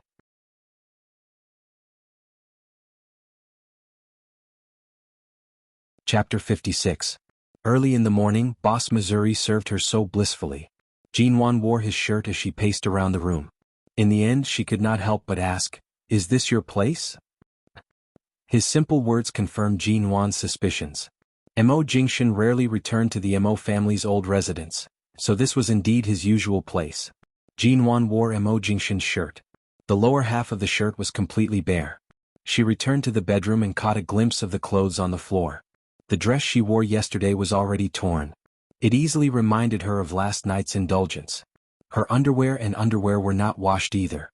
They were messily left on the floor for an entire night. It was impossible for her to wear them again. "Don't you have any clothes I can wear here?" She went out again and saw Mo Jingshan wiping his hands as he walked out of the kitchen. A CEO boss who knew how to cook and wash dishes was really rare. "Do you really hope to see women's clothes here?" he asked in return. "It's been a long time since I've returned here. I called the supermarket downstairs to deliver the ingredients in the morning. There are only a few sets of clothes in the closet," he said mildly. "But I can't always stay here and dress like this. It's fine if I'm only in front of you, but I can't wear this out." Mo Jingshan's gaze suddenly darkened. "You can only dress like this in front of me. If you dare to wear it out for others to see, why don't you try?" Jinwan's expression was awkward. "Then what should I wear today? Wouldn't it be too troublesome to call Auntie Chen to send clothes over?" "Wait." Mo Jingshan spoke and picked up the phone. Jinwan took the opportunity to walk around the house while he was on the phone. Although this place was not as big as the Yu Gardens villa, nor was it a duplex apartment, it was still around 150 square meters. The bedroom, living room, dining room, and study were all available. It was just that it was too simple and there were very few things. She opened the closet and saw that it was indeed filled with men's shirts and trousers. Even the indoor slippers in the shoe cabinet by the door were brand new and unopened. They were purely for men. It could be seen that aside from himself, no one else had ever lived in this place. It was even more impossible for a woman to be here. Even though she knew that Mo Jingshan was a man of integrity, after looking around, Jinwan still satisfied her little desire as a woman. Although she couldn't wear her previous clothes today, she couldn't just throw them away. Jinwan was no longer as extravagant as she used to be. Right now she was both a clean freak and a thrifty housekeeper. Besides, the price of the underwear was not cheap. She picked up the pitiful underwear on the ground and returned to the bathroom. The sound of running water could be heard in the bathroom. Mo Jingshin dialed a number. After the call connected, he calmly said, "Prepare a set of clothes that Jinwan can wear and send it over. The address is Aolan International 1801. You actually went back there? You even brought Jinwan to stay there? If you don't know the size, go to the U Garden and bring Andy Chen with you." The man on the other end of the line. "Are you sure it's Aolan International? That's where you... I'll deliver it within half an hour." What? The sound of the call being hung up could be heard from the other end of the line, leaving only a cold beeping sound. Mo Jingshin casually tossed his phone onto the coffee table. Hearing the sound of running water in the bathroom, he walked in and saw that the Ji family's young miss, who used to not have to do any chores, was currently happily washing the white underwear and the same style underwear in her hands. She even tidied up the bed. There was nothing extra on the floor. Not only had her temperament changed greatly, even her habits had changed significantly. Jinwan was washing seriously in the bathroom. Occasionally she would move her wet hands behind her ears and push her hair back, revealing her snow-white neck. The loose shirt on her body was seductive and unguarded against him. Mo Jingshin stood there and watched for a long time. Half an hour later, the doorbell rang. Mo Jingshin turned to open the door. Andy Chen had already been brought over. After entering the door, she did not ask anything and directly brought in the clothes she had found for Jinwan. "Madam, your clothes are here. They were all found in your closet. I don't know if the size is right, but I think they're what you often wear." Andy Chen went inside to look for Jinwan. A tall and slender man stood by the door with one hand in his trouser pocket. When he saw Mo Jingshin, it was as though this place was his and Jinwan's wedding room. The man narrowed his eyes and did not enter. He lit a cigarette. "A few days ago I heard Qin Siding mention this. I thought I had heard wrongly. Are you serious with Jinwan?" Mo Jingshin's tone was extremely mild. "Who gave you the guts to smoke in my place? You've King quit smoking for several years." "I haven't." The man almost choked on the smoke. His handsome face was cold and expressionless. When he saw the ambiguous marks on Mo Jingshin's shirt collar, his lips curved seductively and coldly. "I thought you'd been so abstinent in the past few years that you wouldn't be interested in any woman." "She's not just any woman. What on earth is this Jinwan capable enough to attract your attention?" "She's very good. She does have the ability." "Mr. Mo, I've delivered Madam's clothes. Do you have any other orders?" Andy Chen quickly came out. The man outside the door raised his eyebrows and looked in, but did not see Jinwan coming out of the bedroom. "Go back." Mo Jingshin was cold. "All right, Mr. Mo." Mo Jingshin neatly closed the door, leaving the two of them outside. Jinwan changed her clothes in the room. Andy Chen was very careful. The clothes she brought were all the right sizes. Whether it was the underwear or the outerwear, they were all simple and generous styles that she liked recently. She tidied up her clothes and combed her hair. Her slightly wavy hair scattered down her back. She relied on her good skin and rarely put on makeup. Right now she did not even apply any toner and walked out bare-faced. Mo Jingshin stood there, facing the floor-to-ceiling window. He was tall and straight, his aura cold and stern. His shirt and trousers were not creased at all, and he had one hand in his pocket. Strangely, Jinwan could see an elegant and independent aura from his back view. "I've changed." She walked over. The man turned back to look at her. "You didn't bring your phone back?" "No, I just received your call yesterday." Zhou Yinyan snatched it away and threw it on the ground. "It shouldn't be usable anymore." The moment her words landed, Mo Jingshin turned around and picked up the electronic car keys on the coffee table. "Go put on your coat." "Ah? Where are you going?"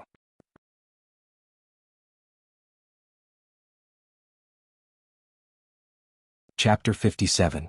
Hearing this, Jinwan quickly returned to the bedroom to pick up the coat Andy Chen had brought.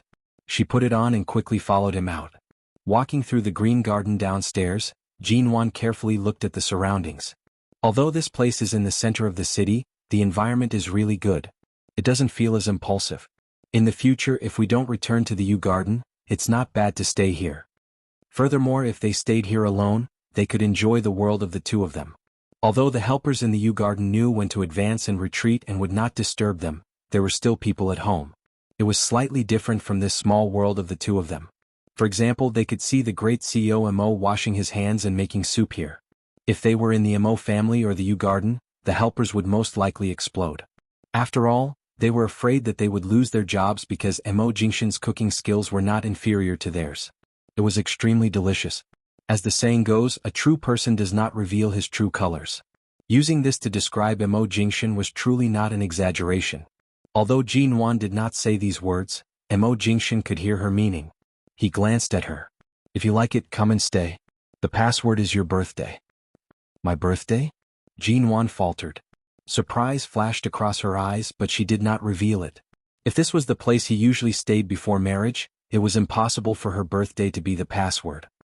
I changed the password this morning. Without waiting for her to ask, Mo Jingshan calmly stated. Jin Wan silently smiled. Her heart was extremely satisfied. The man was tall and had long legs.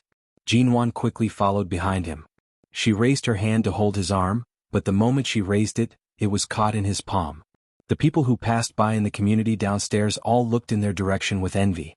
The man was tall and handsome, and the woman was beautiful and amiable with a sweet smile. It was really rare to see two people who were so compatible with each other. In the past, they didn't know that there was such a pair of enviable young lovers here. Jin Wan was only 20 years old. She was very young. Although the way she dressed was elegant, her eyes were big and her skin was soft. She was often mistaken for 17 or 18 years old. No one would have guessed that this young couple had already been married for half a year. After boarding the car, Jin Wan sat in the front passenger seat. As she fastened her seatbelt, she asked, "In the past, you only stayed here occasionally, right? I saw that the neighbors who passed by earlier were very unfamiliar with you." "Most of the time, I still live in the company. Indeed, I only come here a few times." "No wonder." Jin Wan took a look at the time and said, "You just came back yesterday and this time, you went to England to discuss a project. As soon as you came back, you've been busy with my affairs. Don't you need to go to the company? With Shen Mu and the executives of other companies around, the company won't be unable to operate without me. I'll take some time in the afternoon to take a look." "It's fine." Mo Jingshan drove the car out of Aolan International. It wasn't cold today. Jin Wan turned to look at the man who was focused on driving. Today, Mo Jingshan did not wear a suit. Instead, he wore a casual and sporty outfit. It was rare for him to have a homey vibe. He did not have the noble, aloof, and unapproachable aura of an upper-class elite. He was wearing a long, dark trench coat, which together with Jin Wan's white coat, looked like a black and white couple's outfit. Usually, regardless of whether it was his suit or shirt, Mo Jingshan's outfit was always colder. However, as the autumn sun shone in through the car window, it gave him a rare sense of approachable warmth. Jin Wan originally wanted to speak, but when she turned to look at Mo Jingshan, her mind suddenly flashed back to last night. After he drove her away, she, in the car, did all sorts of things to him. She rubbed her forehead and turned to press her face against the car window to lower the temperature of her cheeks. Her fingers touched the seatbelt in front of her. "What kind of phone do you like?" The man driving suddenly broke the silence. It was only then that Jin Wan noticed that the car had been out for a long time. They had arrived at a nearby commercial street, and there were several electronic stores ahead. Mo Jingshan's cell phone was specially customized abroad. It was a very advanced smartphone. Today, 10 years ago, smartphones had not been fully popularized in the country. In the following years, Jin Wan used the iPhone the most. She could use a cell phone for several years without feeling laggy. She felt comfortable using it. Mo Jingshan's eyes lit up. She looked around and pointed to the store in front. "I heard that last year, America released a phone called the iPhone. It's very useful." Mo Jingshan parked the car nearby. When he got out of the car, it was already noon. Today's weather was really warm. Jin Wan wanted to leave her coat in the car, but under Mo Jingshan's cold gaze, she hurriedly put it on. "It's a little hot today." Jin Wan wrapped the coat around her body and followed by Mo Jingshan's side. She softly muttered. In the end, her hand was held by him again. Mo Jingshan's tone was gentle and unhurried. "Your hands are so cold. Keep it on. You're not allowed to take it off." Jin Wan had no choice. Right now, she felt that she was really being controlled by her husband, and strangely, she was willing to endure it. Following Mo Jingshan into the store, Jin Wan immediately saw the phone placed on the counter. The words iPhone 3G were written on it. She really did not expect that one day she would actually run over to buy a second-generation Apple. Furthermore, it was before this phone was completely common in the country. The true Apple era would be 2 years later. Hearing the employee's introduction, Jinwan pursed her lips and did not speak. She held the phone and fiddled with it. Do you like it a lot? Mo Jingshan saw that she was all smiles as she held the phone. And I'll take this one. Jinwan raised her head to look at him. The functions aren't bad. I like it. Mo Jingshan indicated for the employee to write out the bill. Jinwan had the employee bring out another phone of the same model. There was only one color for this generation of phones, and the two were exactly the same. She turned to say, shall we make a couple model? Mo Jingshan glanced at her. Right now Jinwan was smiling very happily. It was as though there were stars in her eyes. He did not have high requirements for the phone. He only needed it to be private and safe. Seeing Jinwan's childlike expression, he did not reject her. I'll buy two. The employee was extremely excited. Right now, this phone was the most expensive on the market. Not many people were willing to buy it. In the end, they actually sold two at the same time. By the side, another employee who did not manage to snatch this deal asked with some jealousy, Miss, are you sure you want to buy two? This phone isn't cheap. It costs more than 4,000 yuan. Jinwan only smiled politely and did not reply. By the side, several employees who were jealous gathered together to whisper, this man is so handsome. It seems like his identity isn't simple. He's so generous with his money. Is this woman being kept? You're tuning in to the Han Li's Wuxia Adventures YouTube channel. We're so grateful for your support, and don't forget to subscribe to join us on this incredible journey through captivating stories. Your generosity through donations truly makes a world of difference, as it's the primary source of revenue that allows me to expand and enhance this channel for you. Thank you from the bottom of my heart for being a part of this adventure.